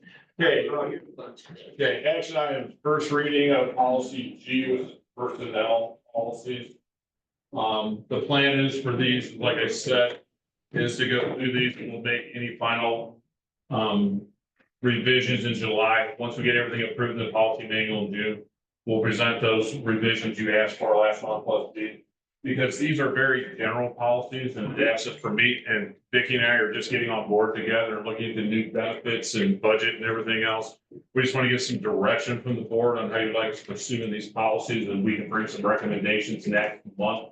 So I just plan on going through these quickly. The first two, 0050, 0200, personal goals and objectives of the district. These are just the basic ones you follow when you're doing appraisal programs, employment, all those. And then 0200 is required for Equal Employment Opportunity Act for discriminatory acts. So there's that. And then the regulation in 211 is just the procedures we do when there's a discrimination claim. You have to go through with the officers, timelines, everything that kicks in there. And then 231 is the document that we can use as a district to document and have the complaint filed with us. We already use something similar to that. We need to adapt it because we have to provide back now projected resolution to the person, a projected solution, and the person is supposed to give us a solution as well, which wasn't required before a couple years ago. It was state law. Then staff ethics is 650. Ethics of school employees, what you do. 700 is staff conflict. Nepotism, which is why every year I have to hire my wife till she becomes tenured. Because then if it does become a conflict, she receives tenure with the district. Prohibited acts for governmental conduct act for board members and myself. And then vendor resolutions, if there's any questions during procurement or anything else that goes in there. 731 is staff conflict of interest. If there's ever a procurement the board has to approve or I need with the meeting chief procurement officer, that's a document you have to put on file. If there's other reasons that you may have a conflict of interest, recusing yourself from the actions. So that way you guys are aware. That's for all state employees, by the way. That's not just school employees. Sign one every year. Yeah. Sign one every year, but Doing something on Yeah. the side. yeah, usually boards, it's when something pops up, they do it. We could do either or. We can make the board sign it annually at their organizational meeting in January, or we can have them do it upon election.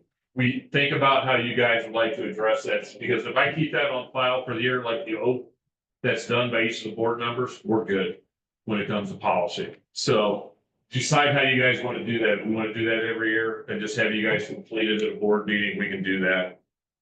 Standard professional conduct for 750. It's just all the basic conduct, expected duties, profession. These are all in alignment with the state laws. With regards they do in there. I mean, it's just basic common sense things that you have to do. And then it talks about investigative process sanctions you can do. This outlines what our employee discipline manual will be. Basically is what that guide is for. So you guys are aware. And then over on 761 is staff conduct. This just outlines the basic simple, what's expected of staff, what's not allowed. What's staff managers are expected them to do. They need to understand what our policies are, so they don't conflict with them. Maintain order in their classrooms, all those things. Then over on 850, staff conduct with students. It outlines what's allowed and not. The only thing that I want to point out in this is in the last paragraph before it goes adopt the date on the manual. Violation of this policy, if I consider it serious, may result in severe disciplinary action in course of policies and this. Retaliatory and intimidating acts by any person who has made a complaint under this policy and corresponding regulation can do that. That's also underneath our Title IX policy. So this goes through everything. So if for some reason a student or a staff member makes a complaint about another staff member in here, that gives us the right to intercede, or if they have a student filing a complaint and you see retaliatory action by a teacher back against it, this gives us the strength to do that. We didn't really outline this in our prior policies. It said at the discretion of the superintendent. This really outlines what the authority I have to intercede in those actions, and they can be disciplinary in action if I have to do it, if they're treating students unfairly. That was added a couple years ago to make sure it was clear who was responsible. Then it goes into regulation on 861. Maintaining professional boundaries, outlines all the things we have to monitor as a school district with them. Inappropriate behavior initiated by a student, how you should address them and those types of things. And then over on 681 is the exhibit with staff conduct. It just gives you the outline of how you work with students, how you manage privacy expectations. We do have a level of privacy when reports are made to us. We can't make it known until we investigate those things. And it goes all the way over conducting home visits. If we choose to do that, tells you what we're allowed to do and those types of things. There's a lawsuit happening right now somewhere that each staff member, I think it was Portal, called student home. And made them do their homework before the mom got home on front porch. Good in theory, bad in practice because it's stalking. But that's why these are in place. Some stupid people do stupid things at times. They don't think straight. So then all the way over on 082, reporting boundary violations, suspected boundary violations. That'd be a boundary violation if a staff member follows a student home. With that, one thing we may want to look at after talking to Dan Castile, do we want to combine these policies into one coherent one that we have? We don't have to make a determination about, it's just staff conduct procedures. And I'll bring some recommendations next month because I've talked to a couple different attorneys about this. There are people that want to clearly define what the procedure is. You're going through disciplinary actions, and there are some that just want to have a general conduct statement for all staff. So I'm talking to a couple of attorney groups. I talked to a couple of them at MSBA, at the Capital Conference, for the state budget. And those things. So I'll bring some further recommendations next month. I just want to make you guys think a little bit in the second reading. Do we want to keep each of these separate, or do we want to just make a general staff conduct policy and merge these policies into one larger one? And then 0900 gifts to and solicitations by staff members. $250 sets the limits. Solicitation shall not use our influence on parents or students to solicit goods. So if I have an outside business that sells sporting goods, I should not require all basketball parents to buy it from me. Those types of common sense things. I can't use your positions, your influence over students or parents to be able to gain profit on. 950 is a drug-free workplace requirement by federal law, as well as state law. They put that in place. And then a notice to employees of notified of your rights to employ violate district policy, manufacture, distribute, possession of possessions. A lot of this can be handled in a handbook that we're working on to create, and then the staff signs off on with all these policies in there too. So I have a couple different templates given to me by Dan that we need to run. So. Well, that was brought up today. That was brought up today. We talked about that today. As you're And one of the things that's good with MSBA Dan Castile can come in as part of the policy, give a presentation to our staff on what the changes have been and what the upgrades have been since we haven't done it in a while. He adds that onto the package, but I feel comfortable enough with what we can do, that he can give me the presentation and we can go through it there. Non-medical use or abuse of drugs or alcohol, that's for employees. Then over on 1050 and students, and then 1050 is specifically for the staff members, illegal drug use. 1100 tobacco use by staff members and smoking. Campuses have to be smoke free now in accordance with the Mexico ordinance, so that's what this covers. 1300 staff personal security and safety. Talks about any employee who observes or has direct knowledge of an act of violence upon an employee during the performance of employee's duties or active vandalism of school property, so I'll do that. That also applies to outside school hours by New Mexico statute. So if somebody does something to our teachers in accordance with their job, it does apply according to the interpretation of Attorney General. So that gives them the protection and us to be able to report it and have it investigated. Then 1311, the regulation that goes with that we have to follow. 1350 employee assistance programs. If they're having issues with drug, alcohol, mental health, or like that, we can have that put in place with paid time off, with those processes and procedures for help. Now, if it's a violation of district policy, the criminal act, that does not apply in this case. This is, they come voluntarily I forward. was gonna say, it doesn't say anywhere in there about self, that's really self-report. Yeah, we may have to look at revising that because this is unclear on that. As one of the notes I wanted to make, we should probably at least put self-reporting on there because they can't have a crime that happens on campus and self-report to do it. So I'll mark, Catch them, do it, you know, and they go, oh, well, I wanna, don't do it, you're too late. Yeah. So I know state has adopted something like that a couple of years ago for all state employees, so. Because they were uncomfortable with this as well. I'm kind of a little uncomfortable with that, so we need to clarify that and I'll get some examples of self-reporting prior to a violation occurred. Employee assistance, if there are bloodborne pathogen requirements, we do that training every year online through POMS. We're required to do that every year. It never changes. I think in the 8 years I've been here, I've seen that presentation. I can answer the questions even before the videos play. But these are all the training requirements for bloodborne pathogens protections that we have to provide for them. How to handle sharps objects, any types of issues, hazardous chemicals on campus. It goes into all the things we're required to do. And it's rather lengthy. I didn't realize that it goes into hepatitis B, which we do the training on as well as part of that. I see Cindy, I see Vicky nodding her head. It's like this is across the state, no matter where you're at. And this might be the longest employee possibly we deal with on this, with all the trainings that are required we have to do. Record keeping, we have to keep medical, any type of medical records and like that. If they report, they need to be placed on leave, those types of things. We do that, employee records. 1400 wellness programs for communicable diseases. Medical examinations, like for our bus drivers, they're required to have physicals. And those types of things, they do that annually.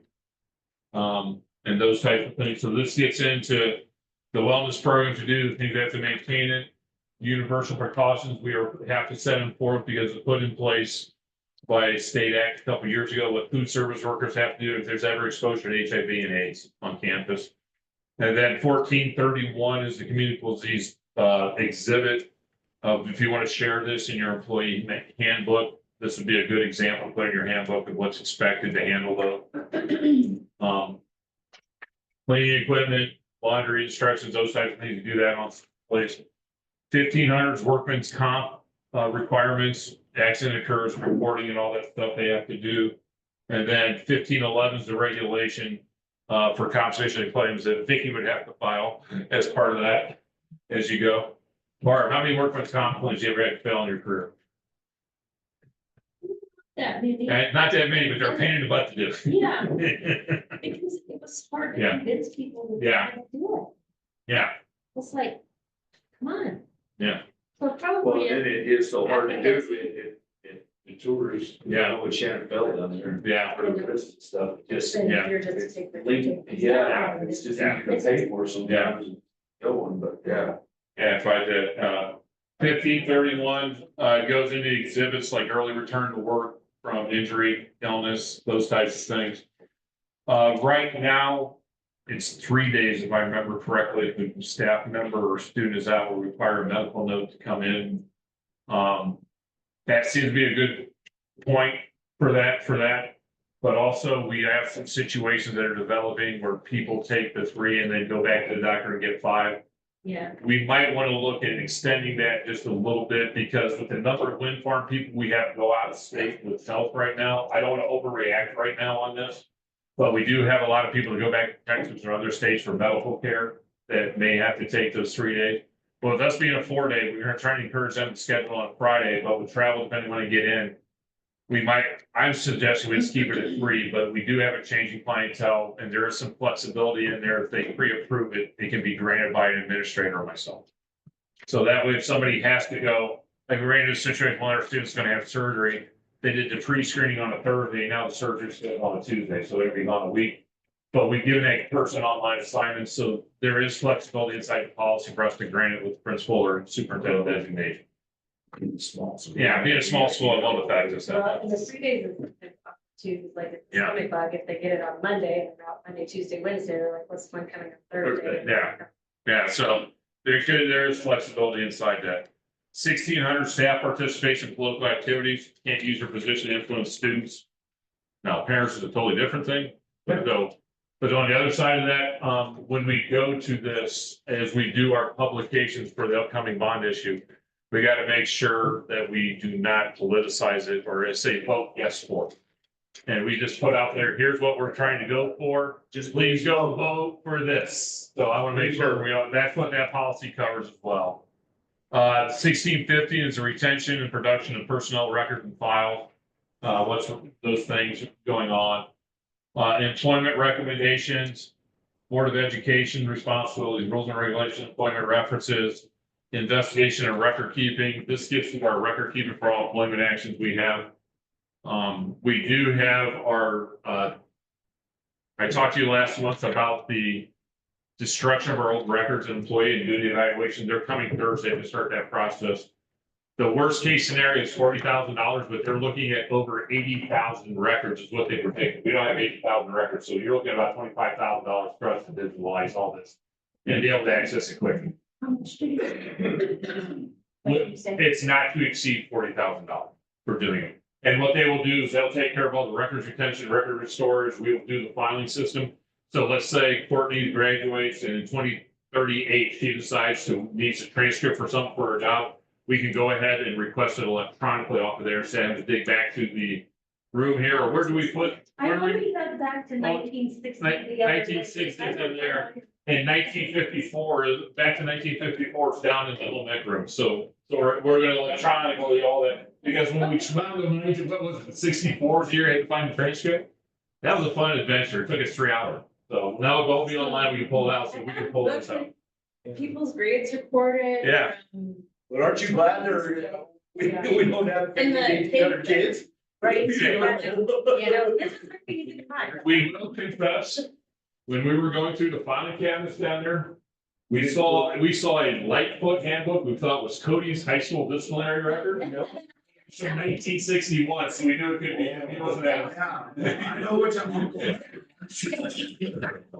I go, dude, find Cody's record. I need to keep this for my evaluation. That uncle was in the military for Yeah. 3 years and he was AWOL Yeah. for 2 3/4 of it. They That couldn't. was interesting. It was a good history perspective, You looking got at away from him that. in the airport, he was handcuffed, got away from him in the airport out there. I have a question. Yeah. Around policies, so just quickly. So the company we've chose to go with to digitize all of our records, so that's kept in the cloud, or is that kept? It's put on our secure server for us. Okay, And then we can access, we have a cloud option for people to make requests through it if they want to.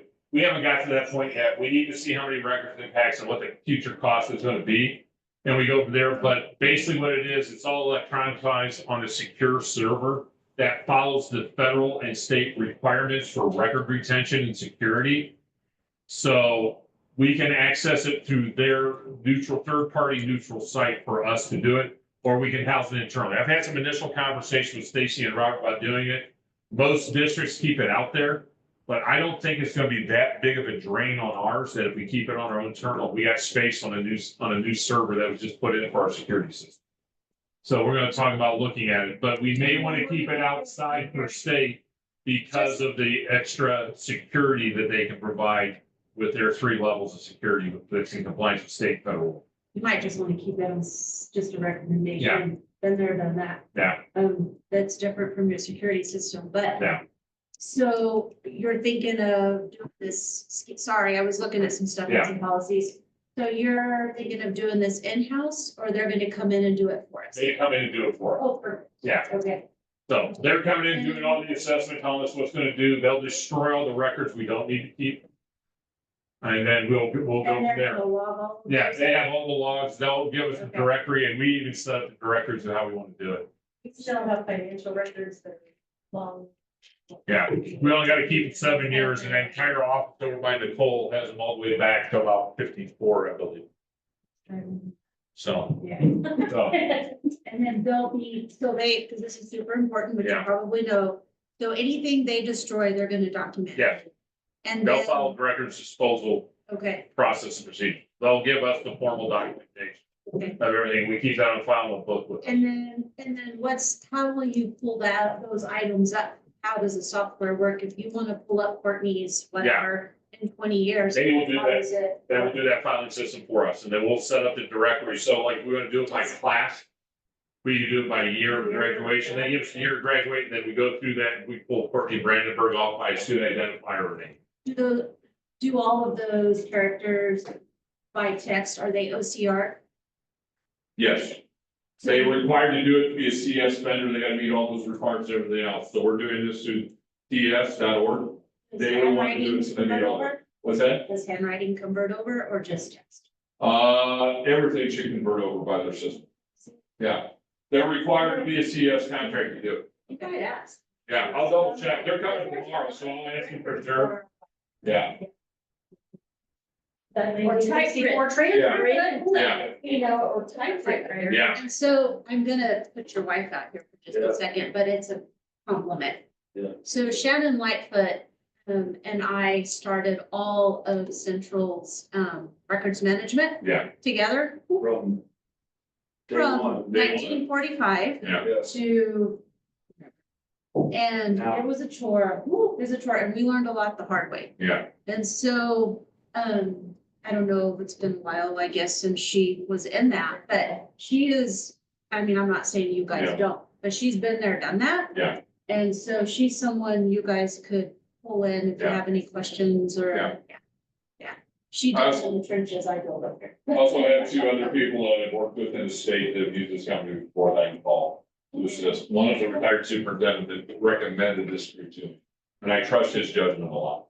But yeah, they're very good at what they do because they also have the Los Alamos lab. So is it just a retention software? Would it also do workflows or is it just like a dump system? And I'm not, No, there's workflows that we establish with it, so when we go to do it, and it could be a continuous workflow that we share because we do have the option as they scan it, depends on whether we want them to handle workflows or us. That's why we gotta see what that final number is, because we do have the right to keep them. And they do the workflow management for us as part of that, so they would come in like once a month and do that. so current, Yeah. you can, whatever you want to put on Yeah. there. It can, and it uses what, Adobe Forms, sorry. Good, they have their own software, I mean, they've used it, they converted, you can do it, they do everything to PDF. Mostly, So you'll- but there are some JPEG versions they have to do to be able to do because the quality of the version's better, so like the older files. They may do JPEG or another TIFF format or something that makes it, but they choose the format once they scan Most and of it. determine it, yeah. Yeah. Yeah, so more than likely, it would be TIFF and PDF documents that we will have. So. Okay. They rather have that deep in the tech discussion tonight. That's pretty good. Yeah. So, yeah. Well, I talked with these guys 3 times before I did and asked a lot of these questions, but she brought up a couple others that I didn't even think of. So this is what we're doing right Yeah. now. So we just bought the module, we had someone manually doing it and you just Yeah. can't do it. So we just recently got the module where you put the date based on your retention schedule. So someone still has to say, yes, purge, because once it's purged, it's gone. Yeah. Or ours anyway, I don't know about this one, but you might just ask, unless you already know, what is the records management piece with it? Can you set those parameters up, and can, from the beginning, can they set those up and have a manual? As long as you don't want anything that does it automatically is my recommendation, but that would be super. That's my meeting helpful. at 10:30 tomorrow when they're on site.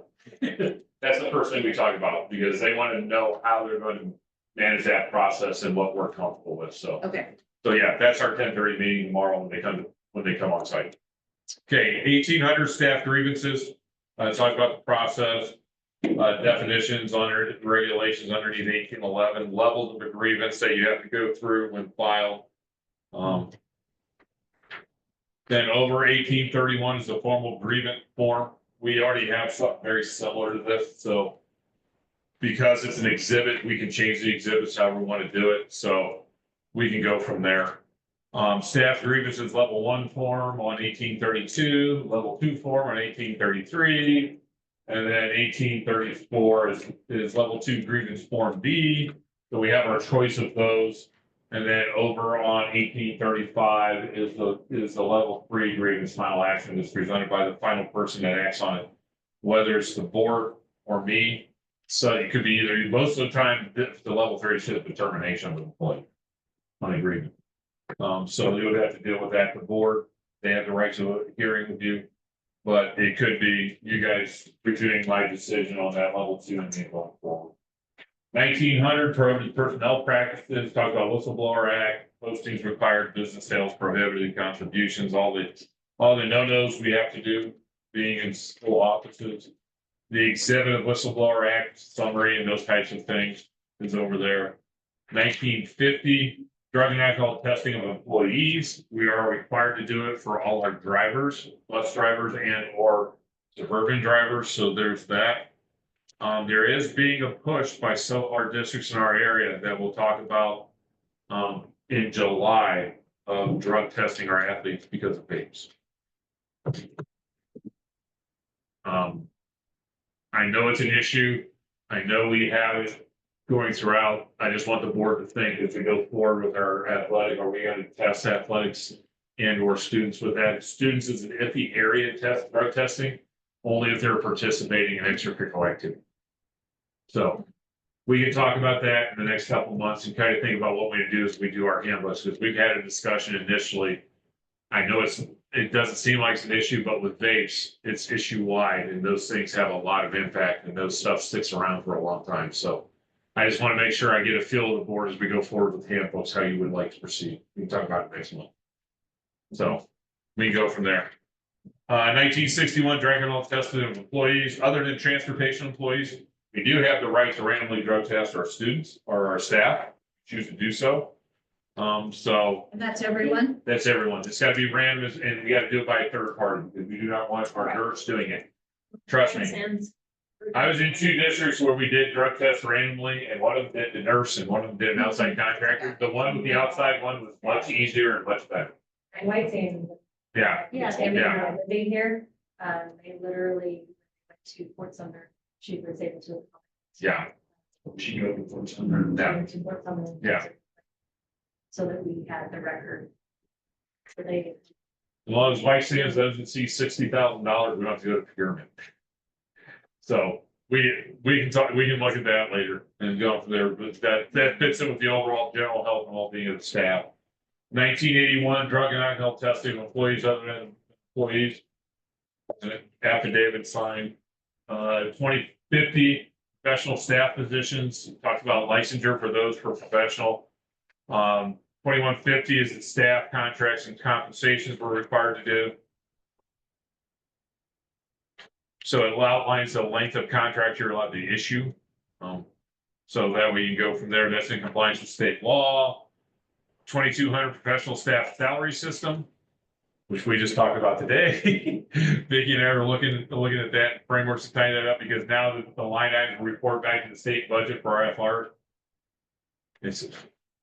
Sorry, but the Ted asked for way too much information for too little money on some of the stuff. Good Park and really, I would push back. yeah. We are pushing back a little bit as rural superintendent because it's gotten worse since we won the lawsuit. Was what they told me at the budget conference with the line items and functions they're talking about. And having us report down to the dollar by the sub account for supplies and salaries and all that stuff. It's gonna get fun. That's all I can say. And I smile bravely because I don't really want to say what I want to say, but. We understand. You understand the unwritten sign language I'm signing right now. I was afraid that might happen. It is. The retaliation's coming Because back that's hard. what she plays. Yep. So, But it was worth it. yeah, it is. 2,400 professional They say staff. it's, you know, bags and bags of pennies. I'm like, sorry. You and Stan around because Stan said that. He said we can make our deposits of pennies back to the state for those. Somebody said Canadian $2 bills. Let them do the conversion. Okay, 2450s fringe benefits. Each year the budget shall be do that. So you do the fringe benefits in the budget. 2,500 professional support staff leaves and absences. Absence without leave and those types of things. So this gets all our leave provisions for sick leave and all that stuff. So here's. I have a question. Is Yeah. there a policy on how many weeks staff can take off at any one point? No, Unless it's for medical or emergency. we can create one, but there's no limitation underneath current state statute to prevent staff from taking multiple weeks. A teacher or a staff member. Unpaid, Make sure. there's no limit on unpaid. But we can set limitations on certain things, and that's one thing that we have been talking about, that we're gonna do this. Let's make sure we can do it, and I'll run this by, because I talked to Gino Zamora about this, our attorney.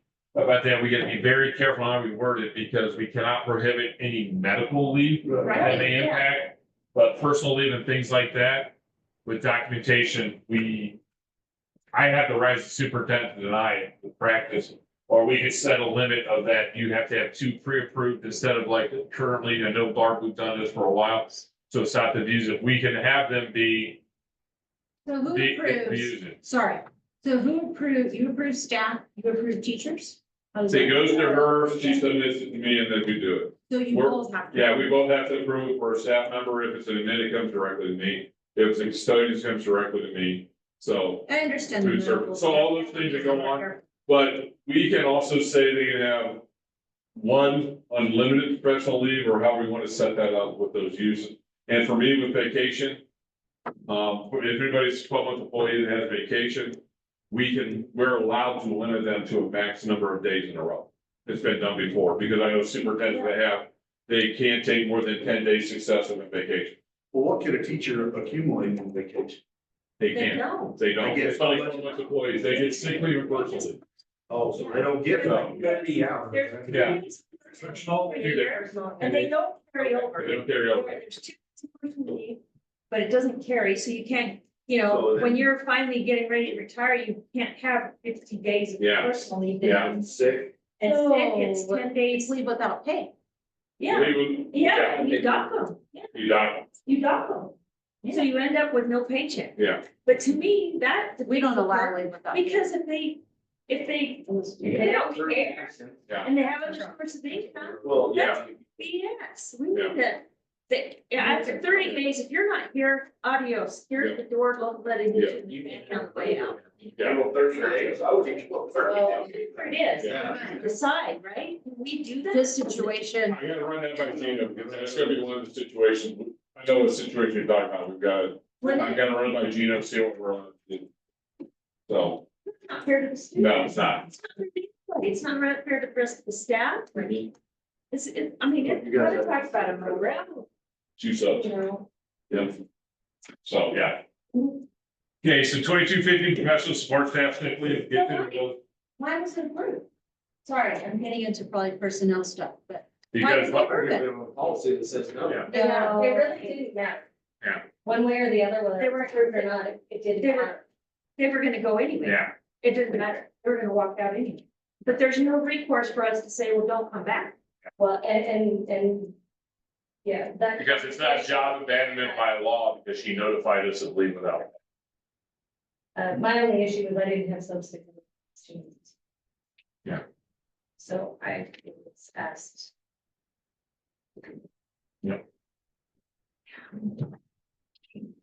Yeah, this will give us more teeth, so we'll be able to deal with it better in the future. 2,600 professional support staff, personal emergency, religious leave. So we have to look, personal leave must receive, because here's the other thing that we can do with this personal leave. We have a lot of people just request them the day before. We can set the limitations of when they are due. Yes. Yeah, week before, whatever we feel comfortable with. And usually in the past jobs I've done, it's been 7 calendar days prior to use of it. So we might want to look at changing that. So right now it says 4 working days, that could be 7 calendar days. Depends on how you guys want to define it, so it's either way, you can look at it that way. Yeah, without emergency, then there is provision in here for me to approve emergency personal leave if they have to use it for a reason.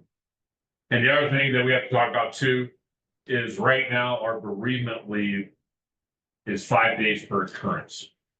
Now, I don't want to tell anybody to have bad wishes that 2 people die or close to them in a month or whatever it is in a year. It's not in a. It's not an end, but we can set a total max we can use in a year. So I just want you guys to think about that because with knowing with that situation with my mother-in-law, knowing the way my daughter-in-law could have been, it was very iffy up until the last couple of months, what could happen with her. It's 5 days right now per occurrence that we're allowed to use for that. But there's also no limitation that a person can't claim bereavement to go deal with prior situation. Let's say I had to go back to Ohio with my wife to help deal with the financial state of them. I didn't have it until March and she passed away in November.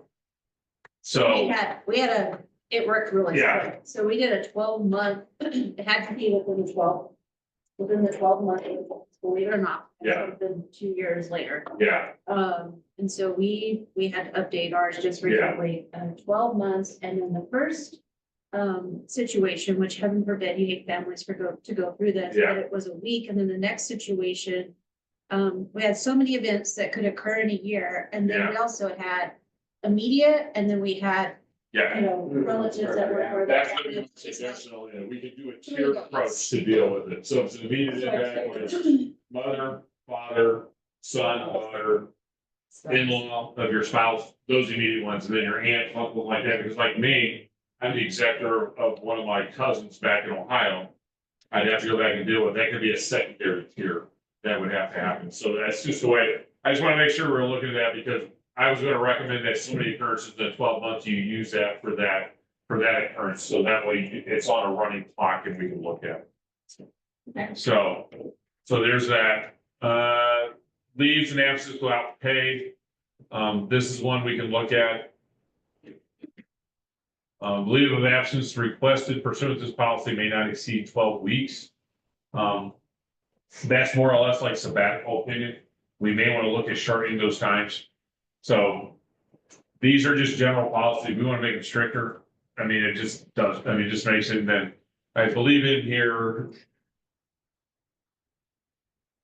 It was for a full school year or like that. It goes all the way into all the things. And this also ties into FMLA for situations. Yep. Yep. It's really hard to find. Yeah. That would be, we'd place them on, they would be on unpaid leave. We would fill that position because we have to pay them. But we can get more of that. I'll call Dan Castile on these to make sure if he has any other further recommendations, because I know some of these get a little bit complicated with all the stuff with FMLA requesting and all they have to do, whether they qualify or they don't. They also have the right to have to ask for reduced time if they do that. So this gets into all the FMLA requirements we have to do. Over on 2931 is the exhibit for Family and Medical Leave Act. Gets into it. That's a good question. I haven't had to deal with it. Anybody do that? No. Nobody's taking, paternity? No, but they took. Yeah, but you have to be employed for a year in order to use it. Yeah, that's right now. Yeah. Yeah. I mean, Yeah. you have to pay him to. Yeah. Work for it. Yeah. I don't think we do that. We don't do it as a benefit, but we do have to follow the FML rule that you have to be employed for a year in order to qualify for it. Correct. I know our short-term Yeah, disability state is just. yeah. Okay. You can, well, I take that back. We do have short-term disability employees have to pay for it. It's one of the extra benefits through, Is it one of the flag deals? Yeah. you know, it's actually through, it wasn't BIS, that was Brady, but. Is that BIS? Yeah, it's BIS. That's what, I just turned blank. I was thinking, yeah, it's through BIS. The employee can buy the short-term disability to cover that. Some y'all do long-term disability? Yeah, they can do that through. Yeah. So, I think you gotta look in your book from NIPSIA. I don't think Corona does LTD, we do short term. Or one or the Brady other. offer, Yeah, He might. he does. I think Brady offers one. Yeah. Yeah, Oh, okay. that's an extra benefit. They can have to take another step. Yeah, That's the FERPA insurance. Yeah. So both It doesn't short term cover and long term Yeah. is employee. Yeah. And then we don't have voluntary, we do Brady for the extra insurance. We don't have, Corona doesn't do the voluntary life insurance or the one, there's one that benefit. No, it's life insurance, but we don't do it. We get the 50,000, that's. yeah, it's the extra over and above. They find an extra 100,000. We don't offer it through NIPS, or we don't have it through NIPSIA, we do it through FERPA insurance. We cover 50,000 per employee, and then they can buy additional, I believe. Through FERPA. Yeah, yeah. Brady has, I think, the 100,000 would they cap that for their, I have long-term disability. and then 300,000. Yes, it's long-term, but we don't have the other. Yeah. But you don't have short-term. No. Look in just, you gotta look in the NIPSIA manual. Yeah. Because it'll tell you what Yeah, Corona has. yeah. Anyways. Yeah, hold on. So there's the exhibit, pay without pay, 2933, your rights under Family Medical Leave Act. That's the exhibit you can put in your handbooks for them to understand their rights. Paperwork reduction.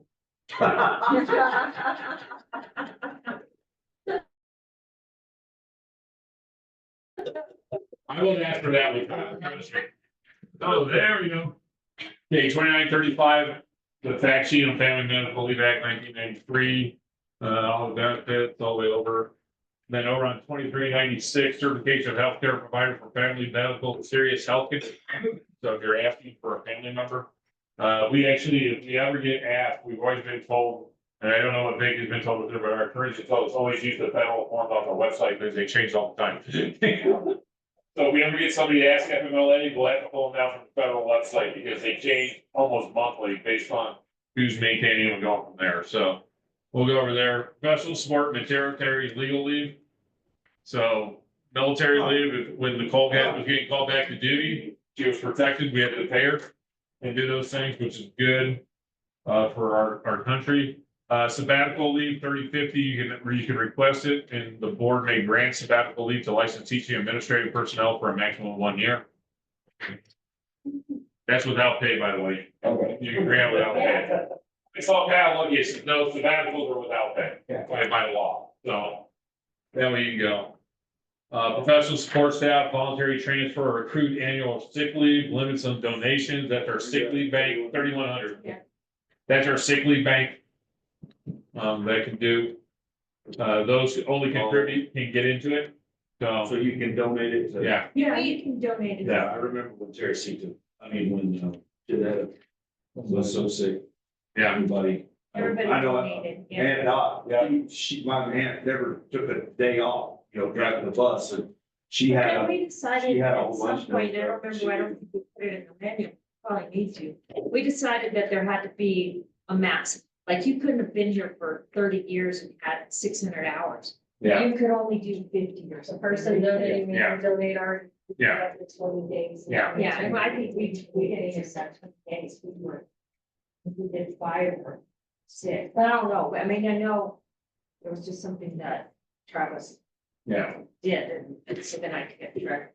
yeah. Do we have to have sabbatical leave? Are we required to have it? It's not required if you want to do it, but it's also good to have that for some reason. Like I give this example. If a person is doing a doctoral scholarship or doing a program for a master's, they can choose to be on campus for a reward, like a Rhodes Scholar type of thing. That would allow them to go and finish that degree and come back and still be employed. I would recommend we still keep it in there. I don't think many people will do it. But a classic example could be one of our national honors or national certified board teachers could be asked to be a year-long instructor for that program. And have them do that and teach at the same time. That person will never come back to teaching again, because I know one in Olmsted Falls that did it. You may want to grant them that leave for a year, because the national board will pay them to be that instructor equal to your salary. And then you can bring them back, and it's a great value for that teacher, because you can talk with all these other national board certified teachers that are going for it. So it'd be on a limited basis that we could grant.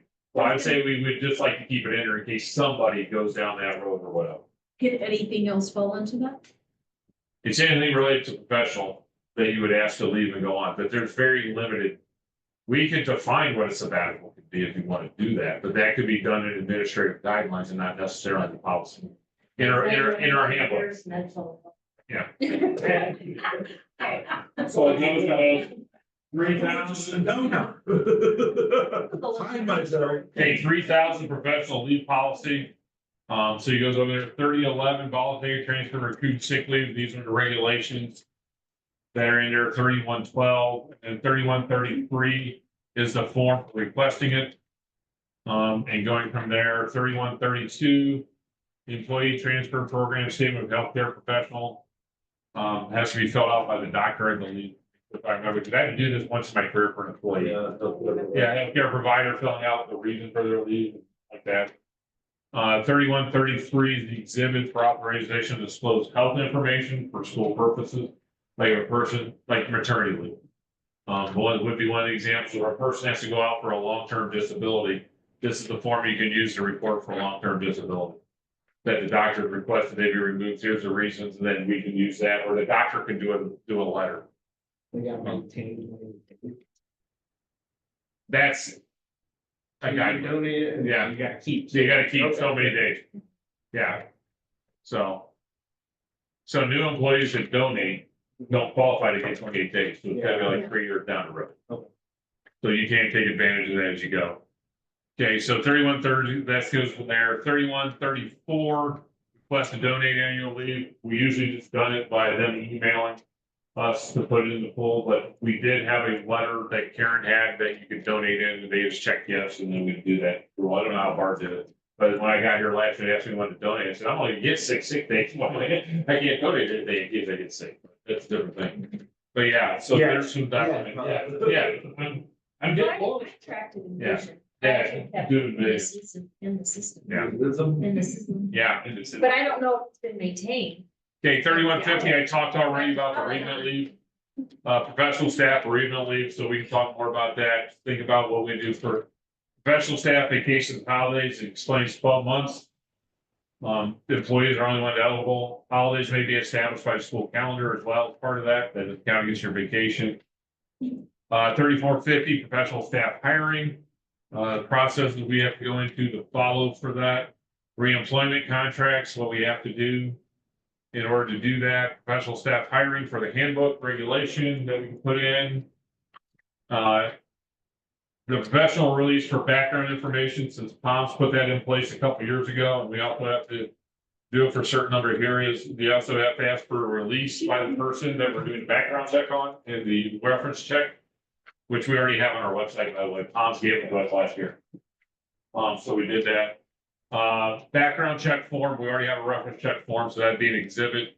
Matter of fact, it almost looks exactly like this, but it's a lot shorter because we have the other form that asks all the other questions with this. So we actually have two forms we use for background checks and reference checks. Professional staff certification, fingerprint requirements. So that gets into all that before they're hired to come on board. Professional staffing certification credentialing requirements, exhibit, we want to use it for them. Talks about the types of offenses that they said they have not done to verify, and it could be notarized or not. Some districts have it notarized, some do not. 3750 part-time and substitute professional staff employment goes into substitute teachers qualifications that are there as a minimum. Substitute teacher tracking and monitoring, confirming licensure, all those things we have to do to make sure they can be in a classroom, fingerprint tracks as well.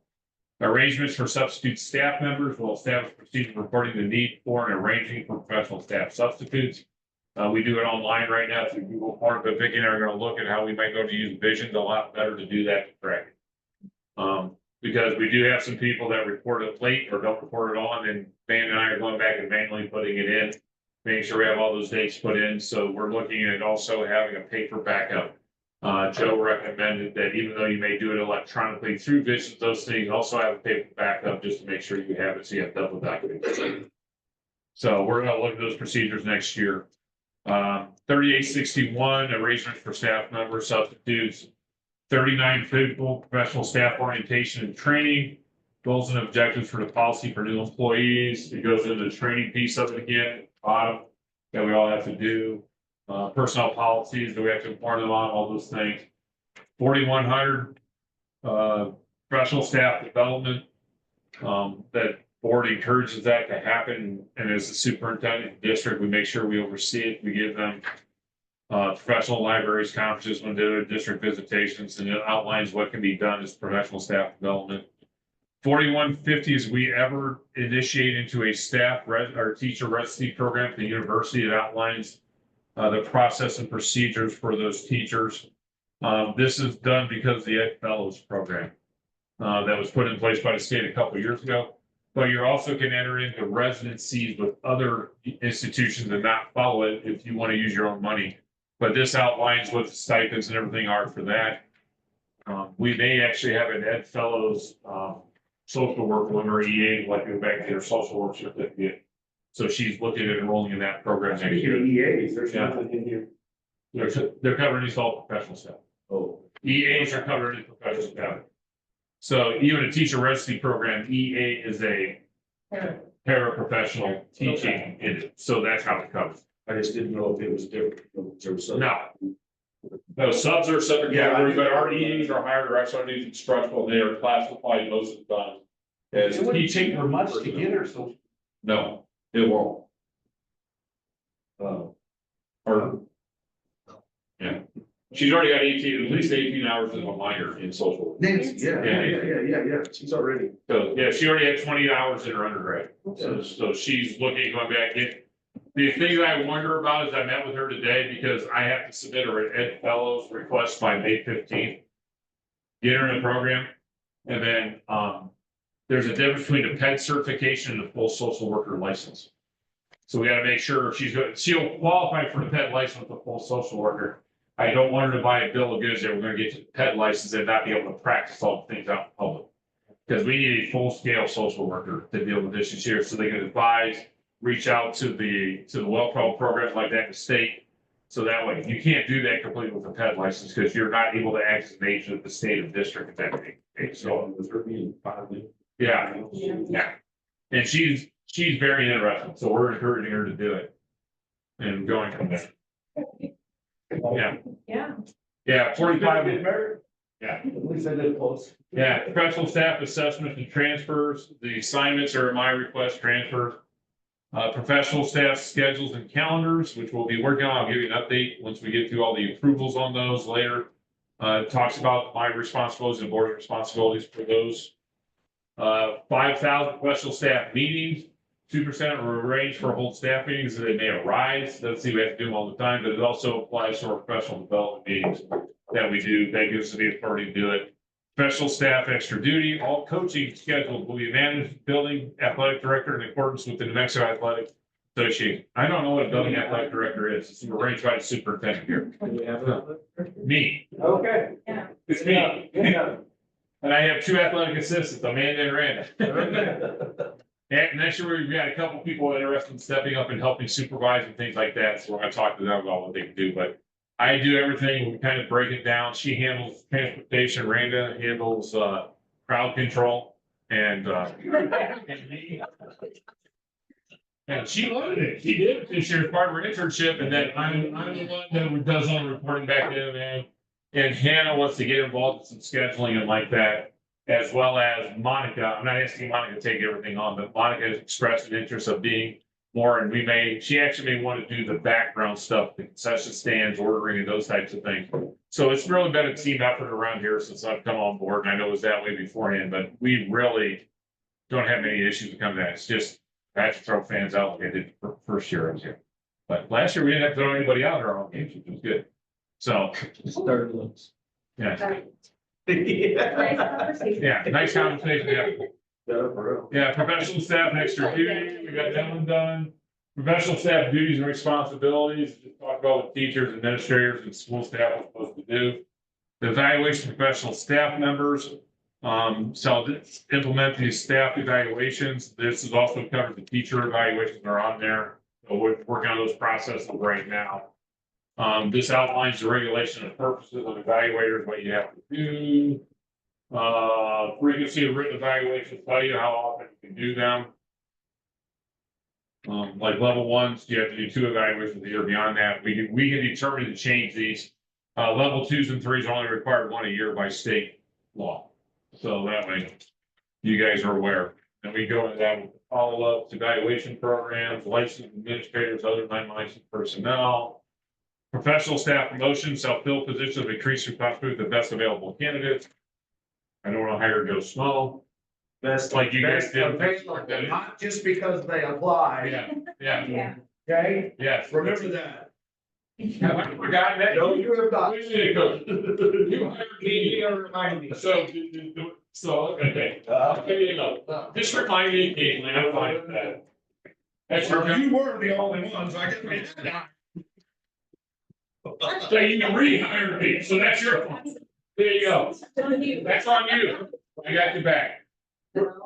Professional staff termination of employment, this tells you the notice you have to give for those that are professional staff. If we have to do a reduction in force, the process is outlined in that policy, what we have to do. I don't think we ever had to do it as a district. Talks about resignation of professional staff members. It says 30 days written notice as compliance with state law. Discipline, suspension, termination, discharge of professional staff members goes into process and procedures you have to go through with those as you go Are you through. gonna have to go through those procedures this year? Me? Not yet. You haven't said anything to me yet. No, not for you, but for some of your. Yeah, we have to do this for our employee handbook. Yeah, so we have to update them. So yeah. I mean, in a literal sense. No, not yet. We haven't got to that point yet, but we'll get there. So the appeals process, termination, all the steps and procedures you do. So that goes all the way over to. Dan? Almost, we're getting there. And then 6131 is reporting requirements of all staff members that can be used in your manuals. Non-school employment by professional staff members, regular full-time employee districts shall be given precedence over any type of outside work or self-employment. So that means if you work our day, you can't work during that for another job, we find out about it, you do those things, so. It outlines those, and then 6300, it allows the board to set up separate tutoring pay. Or actually the superintendent through the budget to do that. They're not allowed to provide tutoring for any students who attend or are registered in their own classes, except organized tutorial programs that are publicly funded. So they can't do it during the school day. But there's also a huge gray area in this. What can they do if they're doing after hours and the parent wants to pay them? Yeah, that's what it's. Yeah, you see, like at 5 o'clock at night, Courtney asked Trish to come over and help with math homework. Can they pay them outside school hours? And Courtney's never home at 5 o'clock. I don't know what that was an example. I'm gonna use me. It's early. Yeah. We do like some. Yeah. Yeah, we do have school tutoring as part of the extra pay. Yeah, so, yeah, school pays them as part of the benefit, so they do get it at an hourly rate. No. Yeah. We actually at one point ran it through their math program. Yeah. That was providing. And squares. Yes. It wasn't in squared, but it Yeah. was like it just Yeah. like.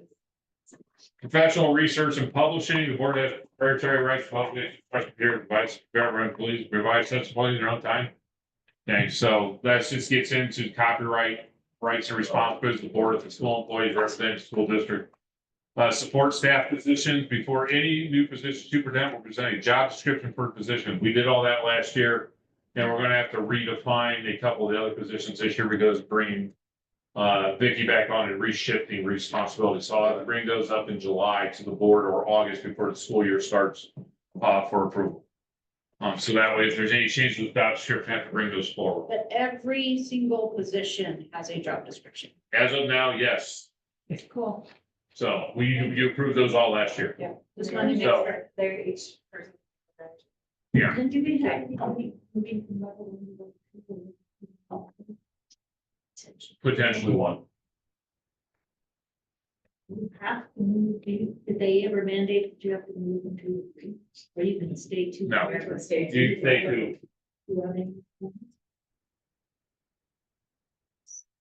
Couple. Like Monica and Scudder just came out. They just came on. They just came off the alternative, so they had to 2 years before they could go. Yeah. Oh, okay, so they don't have to do this. No. No, dossier is gone. Dossier is No, it's micro credential courses. that Yeah. are- Which I have mixed I'm feelings. not sure. about. Yeah, maybe better. It works. Yeah.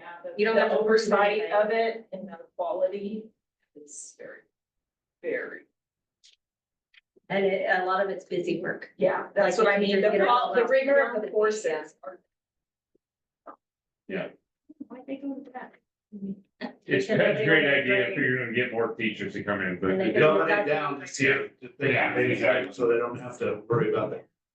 Yeah, 6,800 is compensation and contracts, what's responsible, the compensation be listed in the contract. 6,850 is placement on the salary schedule and when you're eligible, 12-month employees are granted at the beginning of the fiscal year.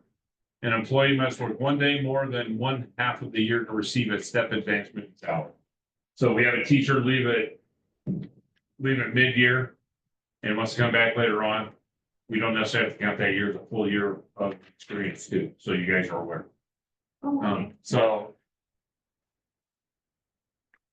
I use that silver for 2 employees when they left, came back. But if they left to another school district. Then you have to count the then you have experience. to count. But if they left and went to private and came back, you don't necessarily have to count that year. But I think for us, if they did it a semester, and they had a legitimate reason, it's not that big a deal to give them that year of experience in recruiting.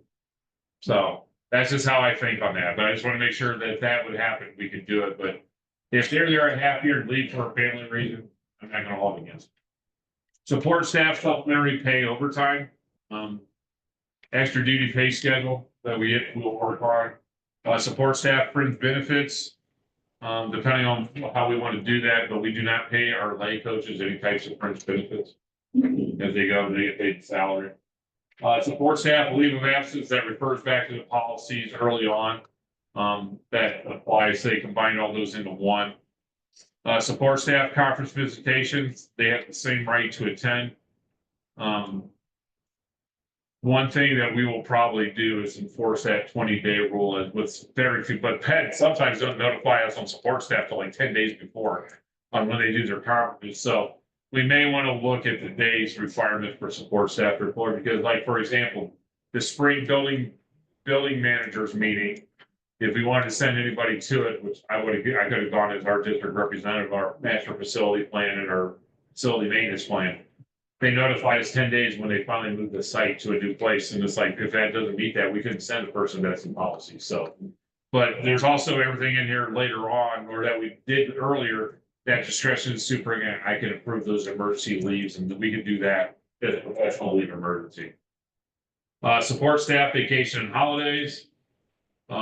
This gets into when we talk about the accumulation rates per month in that earlier schedule. We just codify it more for that.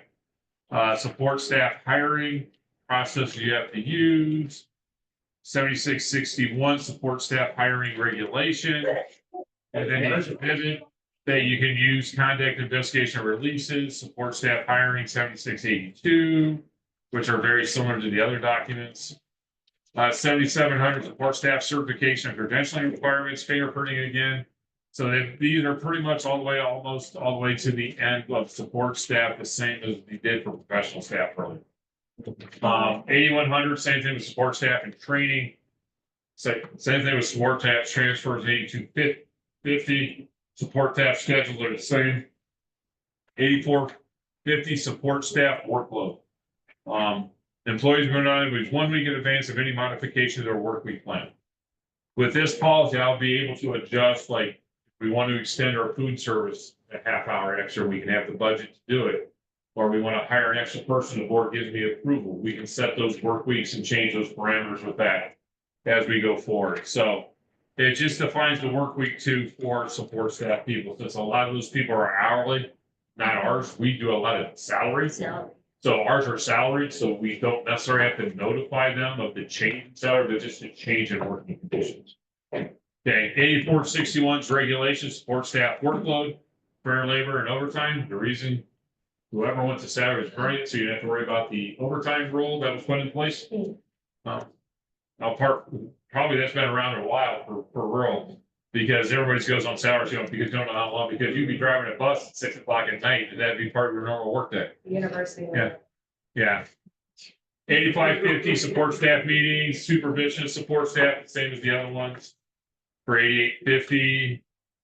8900 evaluation support staff, set up the process. Exhibit 1, the evaluation of support staff documents that we could adopt and use. So I'm looking at those. I actually have some from a prior job at Silver that are a little bit less complicated than this. So we could use those. Drug and alcohol testing of transportation employees refers back to the transportation that we did earlier. 9100 support or 9100 support staff termination goes back to DKA policy. Reduction in force is outlined for support staff. 9200 resignations, same as those. 9300 discipline suspension, same as what we did for professional. They're just fine with the grievance process, and those are.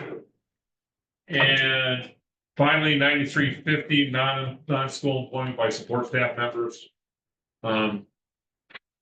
Gets to do the responsibility that they can do. And 9400 is the policy for retiree return to work, which was just readjusted this year.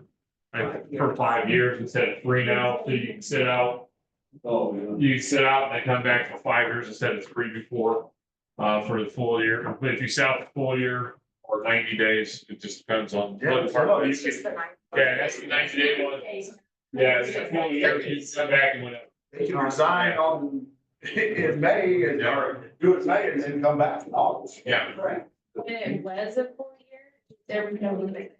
Yeah. Correct. Yes, correct. So there's those, Mr. President, the first reading's done. Second reading of this. Second reading and the discussion of policy, and then the next be policy review, section J. Yes. Specifically. Need a motion.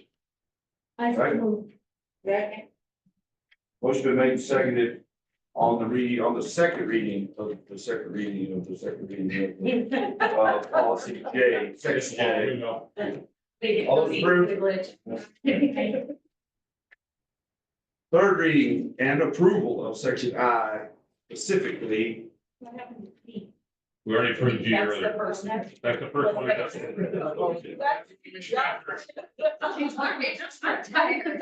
Yeah. Executive session will be. So moved. Motion been made and seconded to approve third reading of section I and everything else. All those in favor? All those opposed? Okay, Okay. we're doing discussion later. Calendar update. Okay, I have a meeting tomorrow morning with our legal counsel. The Fed's trying to enforce the rule that they're putting this year. So we consult our attorneys, but we're going to stick to, as the court order read, the rule from 2 years ago that was put in place. So Stan will be giving us our directions tomorrow, how to address that, and the attorneys will be telling us, giving advice of how we submit our calendar. Because what they're trying to do is force, in a nice way, to try to tell if you're a 4-day week and you have any 5-day weeks, you're technically a 5-day week and you have 1 or 2 or so, either they may be virtual or other. That's how they're doing it, and they're trying to connect funding to it, but tomorrow, the attorney's gonna advise us how to submit that template, and we're gonna follow the same calendar we had. I sent out an email to the board, to the staff today about the calendar. We may have to make a couple modifications so we can make sure we have the hours, because they did not approve the 60 hours for both high school and elementary. So our high school, if we have more than 4 snow days, we could be having them make up what the elementary is not, because it's real close in hours of what we did this year. And we're probably gonna move our early release to 2 o'clock to gain that extra hour on those early Fridays, or 2:30. So we can accumulate some time, because this is going to go to court again. we're on a file contempt against Pet, because I think that's where Pet goes to go. They're saying if you submit as a 4-day week, Yeah. they will not count anything on Fridays ever. Ever. You can never do a Friday and get credit for it. You can do them, but you're not gonna get any time credit. You have So to those submit days, it right, a 5-day one week in order to use. Which is any of direct it. violation of the rules that the Board of Health to. It's them trying to control. Yeah. It's- Okay, so there's that. Teacher housing update. We did get the RFP out for demo. There's a site visit tomorrow for the demo. PSFA is requiring me to do an asbestos test on the facility. We're in the process of doing the asbestos testing. We're getting the contractor on site. The RFP for the demolition is due on the 28th. So the asbestos test will be done before, so we've asked the proposal to come with both asbestos abatement demo and non-asbestos abatement demo. So that way we can cover our budget, though. They notified me last Wednesday when I was at budget conference, we had to do the asbestos testing, so I did contact one. We're in the process of getting the CS contract in place. I gotta get a hold of K-12, make sure they get it filed. And he'll be out here next week to do that, then I can notify them if you're just submitting one for asbestos, so. And then those contractors, we've had 16 contractors respond to the demo RFP wanting information. Oh, wow. We are, I was. Just for the demo. Just for the demo, Wow. so be ready. Okay, phone security, card ID, it's been resolved. We actually were able to port the emergency number to the two numbers that were there. We didn't have to use the third one you gave us, so they're both active. So now both buildings have a caller ID in case of emergency when it goes out. So that's been resolved. So 1911 and the, Those big Western schools though. well, they're working on getting that changed. That's inside the diagram. The way we had to reroute the number. Yeah. It would ring. It went through it went through the T-Mobile line that went through Quest. So now it's actually ported directly to Plateau. Yeah. When it shows up. Yeah. At some point, it will show the 1911. Yeah, it's 11/17. It's 11/17. Yeah, Because there were 4 numbers. Yeah. 1911, 17. yeah, 17/11. Yeah. Yeah. 17/11 and 19/11 are doing it. So do we still have access to 4949 or? We still have those. 25/6 is the fact. Yeah, one of them's a fax number, then we have a free line for. Fax number for the elementary. Well, wait a minute, because. And that was gonna be part of the issue, is they have no more 849. Yeah, there's no 849 number. And so we had to. Then we saw two other 849 numbers for Plateau, and they own those domains. We had to work some things around, and that's why it had to be rerouted through. Okay, Alina. Yeah. Security system. Yes, and thank you for putting this on the agenda, Curtis. So I had come to the school last, not this Tuesday, but Tuesday before. And I stopped at the keypad because I parked over here. And I thought, oh, I wonder if I push the button or what I do. So I thought, well, I'll just see if it's locked. So I walked right in. I could have gone anywhere I wanted to go. There's some. Sorry, but I walked through and Hannah, not this Hannah, Hannah's other Hannah, Yeah. Seeley, she's on her cell phone. And she acknowledged me. She was out and I believe she walked in and she acknowledged me. So I'm not sure who, my first question. Nobody can see, this has happened on more than once occasion. Now we have a security system. Why is it not locked? Is it not working? Well, here's the issue with the doors. Okay, here's what's happening. Because of the wind and the sensors on the door, it is setting off fire and access alarms, even if they're secured or unsecured on the doors. We had a fire marshal inspection, which came in right before break 2. We have 2 doors sets we have to replace. What happened in transit, APIC did not come out and do their closeout. So we've changed vendors to CAMnet. What we have to do is the 4 door sets that have been identified as issues is one on the auditorium, the door on the end of the pod, which doesn't even open at all, one on the elementary and that door. It is sending off alarms to the county. And once we get over 10 alarms, it does it. So we've had to keep that door unlocked and I don't want to say kill the sensors, but we still have it in, but it's sending out alarms at a rate of 7 to 12 a day. It's going on. I have CAMnet working on a door solution to it. Matter of fact, I just got an email from them today. They recommended a company out of Albuquerque, Overhead Door, but they are not a Verkada approved vendor yet. I am meeting with Verkada on Tuesday.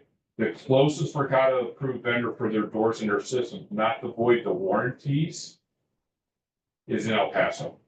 We have called him twice. He doesn't want to come up this far to do that. So Verkada is working on a solution for us. They'll have an answer for me Tuesday. The company out of Albuquerque should have their approval because they've gone through their process. But what's happening is because the age of the doors and the way APIC installed them, the sensors are sending off alarms all the time. So we had to, basically what the guys at CAMnet said, we had to dump down the sensors so they wouldn't be going off all the time. And the easiest way to do is to keep the doors toggled. Once those doors come in, which is a summer project, it's gonna be noisy. I made the choice not to do it during testing right now. To come in and do it because they're gonna pull the doors out, chisel them out, put no frames in and everything else. And do those things, but that was the issue. And I questioned them because they never came out and closed the project with APIC. That's how CAMnet get involved. So all we have to do underneath the warranty is pay the labor. And well, we got to do the doors because that's our responsibility. We didn't have them do it. But we have to pay the labor for them to come out and rewire those doors and everything else. When they come in. Yeah, Your camera just zoomed here's- back up. Here's my, yeah. and I'm sorry, the timing of all of this, it's so, Yeah. it's unfortunate we're having to deal with all these issues. Mhm. It's not what it used to be, like Lauren had said, sadly enough. So I don't have children at the co-op and I don't allow anybody, any of the public past the lobbies. And we have people that watch that 24/7, in addition to our own dispatch, in addition to my MSRs. And by the way, I've resigned from the co-op. I'm not there any longer, by the way. So I keep saying mine because I've worked there for 29 years. So. But I guess I just have a real issue. Anybody can walk into these schools right now. We're an open target. We've got to do something. We can't lock them. We need to put somebody sitting out here that watches that front door. I'm sorry. We gotta do something. Yeah, because the camera system, the sensors aren't working on those doors that we installed. So we can look at it. I mean, we've talked about several things, what to do. Yeah, we can look at a solution and do it, but I'm gonna make sure that we get those doors replaced and do that and then put the cameras in. Make And I sure that know, cameras I'm operate. sorry, because of the way this school was designed back in the day, this wasn't a problem. You Yeah. know, like, you guys know, you go to other schools, when Coel was in Capitan, I do. When I went to Capitan schools, I had to go into the vestibule and you couldn't get past the secretary. Yeah. And sometimes you couldn't even get into the vestibule and that was, but in the other parts of the school where it was just staff, nobody was watching, you couldn't open any of those doors. You had to have a badge or you had to buzz and you had to give a lot of information before they would let you in. I just couldn't believe, I mean, I hear you, Yeah, but we can't just leave this where anybody can walk in these doors and do whatever the heck they want. Here's my other issue. Sorry. So I was checking Courtney out because we've had eye appointments and I know you guys know me and maybe it's different for somebody else. I don't know. I got done with my meeting and then I needed to check her out. I signed her out. And you know, there was something else going on. So I was like, do I just go down and get her? Yeah, just go down and get her. Are we allowing people just to go down the hallways to get students? we normally go down and call the We office. usually go. It was because it was you.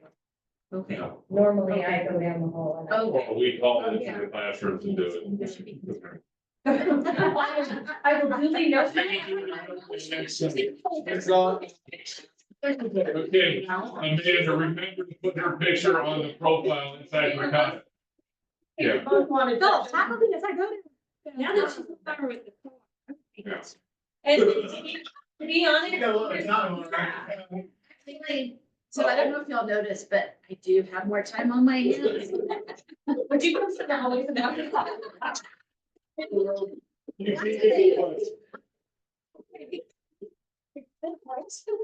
You're a boss, you can't. All in here. Transfer to problem.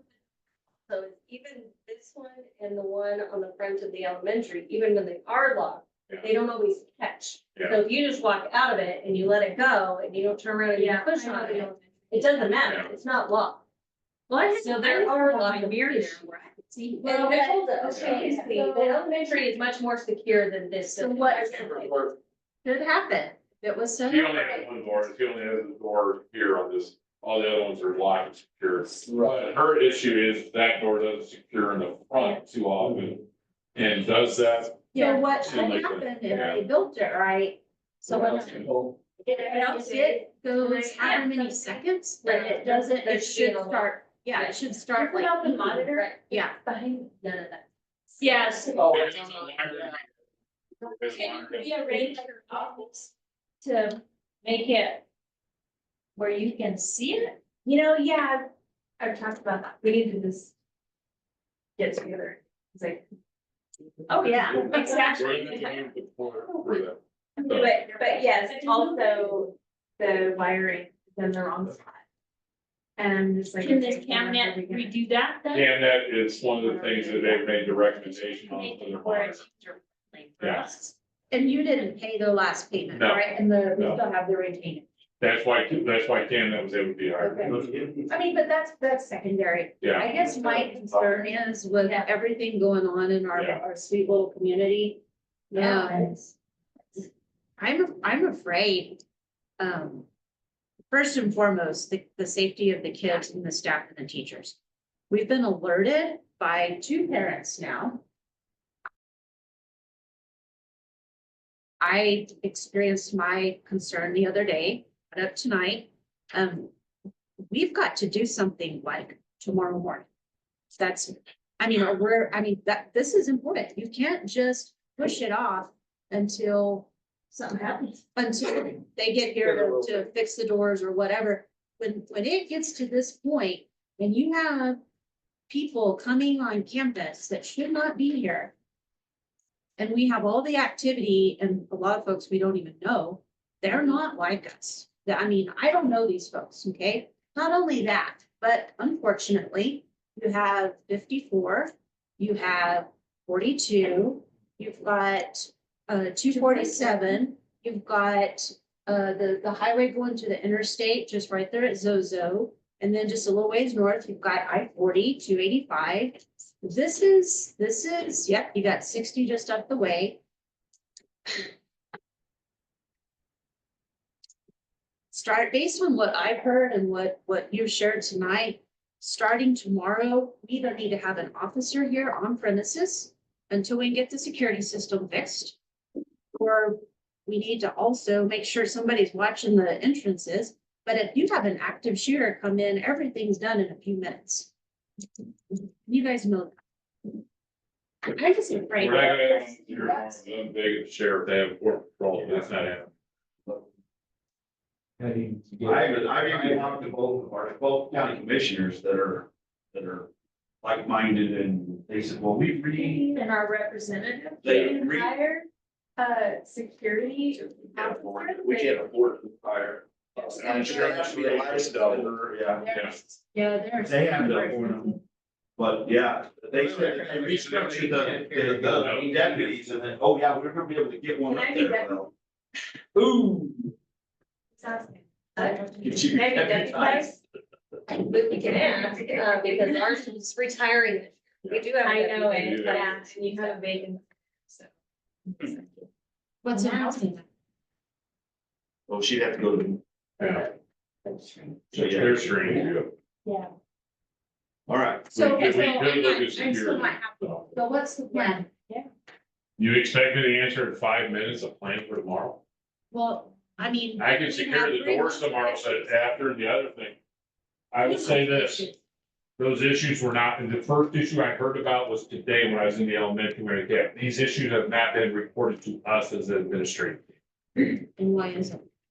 Ask them. So- That was the first. This is time we the ever first heard time that those issues have been Yeah. reported to me. Than this one. Yeah, this one happened, I was in the elementary when it occurred, I went and looked at the cameras. We cannot identify the person because he saw where our cameras were at and walked away back. I mean, basically knew where the cameras was and shielded himself, but he was walking off. And that was today? Today, I went and looked at the cameras immediately when I was found. But the other instance they brought up, That's very That concerning. is, That's that very- just escalated the whole thing. Yeah. See, I would have had police here through the whole rest of the day and police, I don't know, there's gotta be. well, and somebody the other in thing there. that occurred too, at the end of the day, it was after kids were off campus and their kids were out on the playground playing That's teachers unsupervised. that were- During 2 days when I was there, and their kids were out on the playground afterwards. We did not have supervision. We got out at 1 o'clock today as an early release, and this happened at 2 o'clock in the So afternoon. part of the issue is staff not finding childcare. for Oh, the so children during when that guy the was classes watching there. KK, Yeah, that wasn't during school. no, That was not It was fair. not during No. school. So that is, I was there when it was announced in the building, because I was over there at the TLC in the elementary building. When it occurred, and I went immediately, I went outside, it was, at 2 o'clock, we saw the figure in the one camera walking off campus, and all the angles that were for that part of where he was at, you can't get a direct shot on his face. so that wasn't during school hours. But he walked backwards. He walked backwards to a camera that we could have access to. And the other one's so far away, we can't get a shot, but you could see when he was walking, he could see the building on there as he was walking off, and he walked like this. So you couldn't get a shot of his face back through the building. That's all I can see on the cameras, because the other one that was there was on the other part of the playground, he was walking away Failed from to mention that it was after. Yeah, school. Yeah. And I mean, he should have shared that, but beside the. So a fence is not gonna solve that problem because the gates are gonna be So open let after me school. just share this. I think we I need to mean, do this. And I don't think we should allow, I'm sorry, because I was upset, because I used to go walk the track at Mountain Air on my lunch break. They don't let anybody on their premises. Even, they do during the summer, they unlock the gate, but they knew me, but, Yeah. I mean, a rule's a rule. And so nobody is Yeah, we need a allowed on the fence. Mountain Air premises unless you go through their gate. I talked to two contractors about getting up here in the next couple of weeks to look at the fence going around, because it's been on our radar. Yeah. Do it. We've talked We've about been, and we've been focusing on the teachers in the building, and security was number 3 on that list. We started with security hot and heavy when they started this deal, and then they're giving us the runaround Yeah. on this and that and everything else. But I don't think you need to fence the whole campus. No, we won't. I think you need to come off the elementary building over to that rock wall, up towards the old. That way, just fence the Yeah. Like the elementary. elementary playground. And there's that one little fence, that's no stuff. No, that's not. Yeah. Okay, but my only suggestion there is you protected elementary, but what about your high schoolers that walk up to? Well, we could. But you Let's just just put two expressed gates concerns in on the high there. school. Yeah. You literally have high schoolers that They're walk gonna in walk here, up they your walk back. out and back. Guess we could build a tunnel. And the other part during the day, I'll give you a try.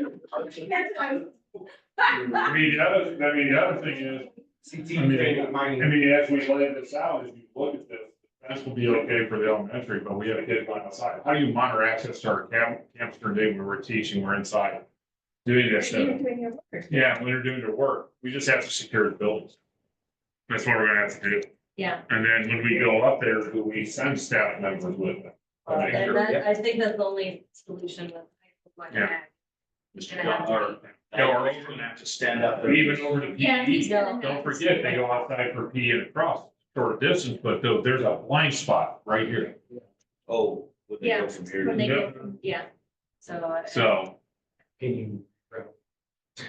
A camera. Going that way? No. that's what I did, well, Cam, that's, yeah, when after I talked to Mercado and Cam, that we could look at refocusing and doing a blind spot, because I don't think the camera that shoots down there is actually only in the elementary, and it does shoot down.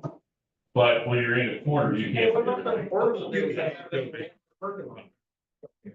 Yeah. Thank you. Thank you. That's it. Nice to meet you. Yeah. Have a good night. Okay. Take care. So we're gonna work on the security system. Yeah, So, sorry, what's the plan for tomorrow? Security. Well, they will not be on campus, they will have a filter, so they'll be on campus. Elementary will lock that front door, all the other doors are secured. I'm gonna be trying to go check playgrounds before they go out, so there's always adults out there. and the other thing we've had to do this year too, we've got the staff on over again. They get very lazy, they don't want to pull their keys out, they put mats in the door when they go out to resource.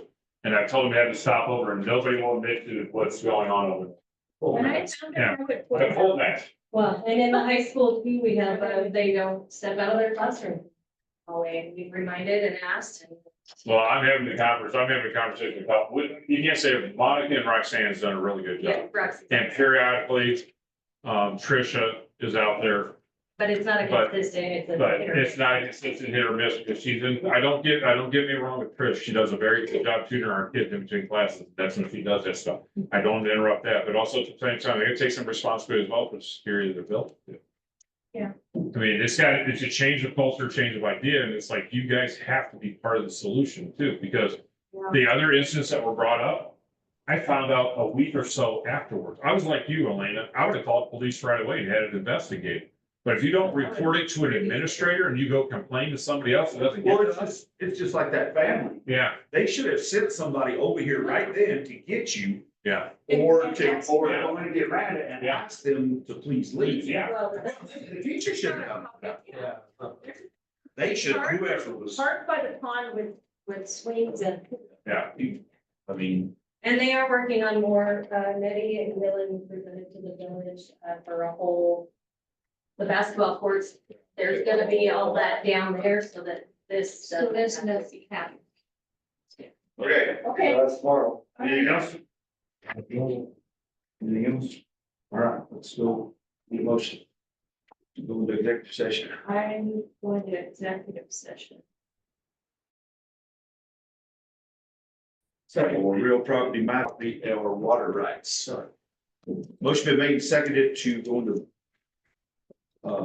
executive session over real property matters. All those in favor, Kyle? Alina? Hi. Barbara?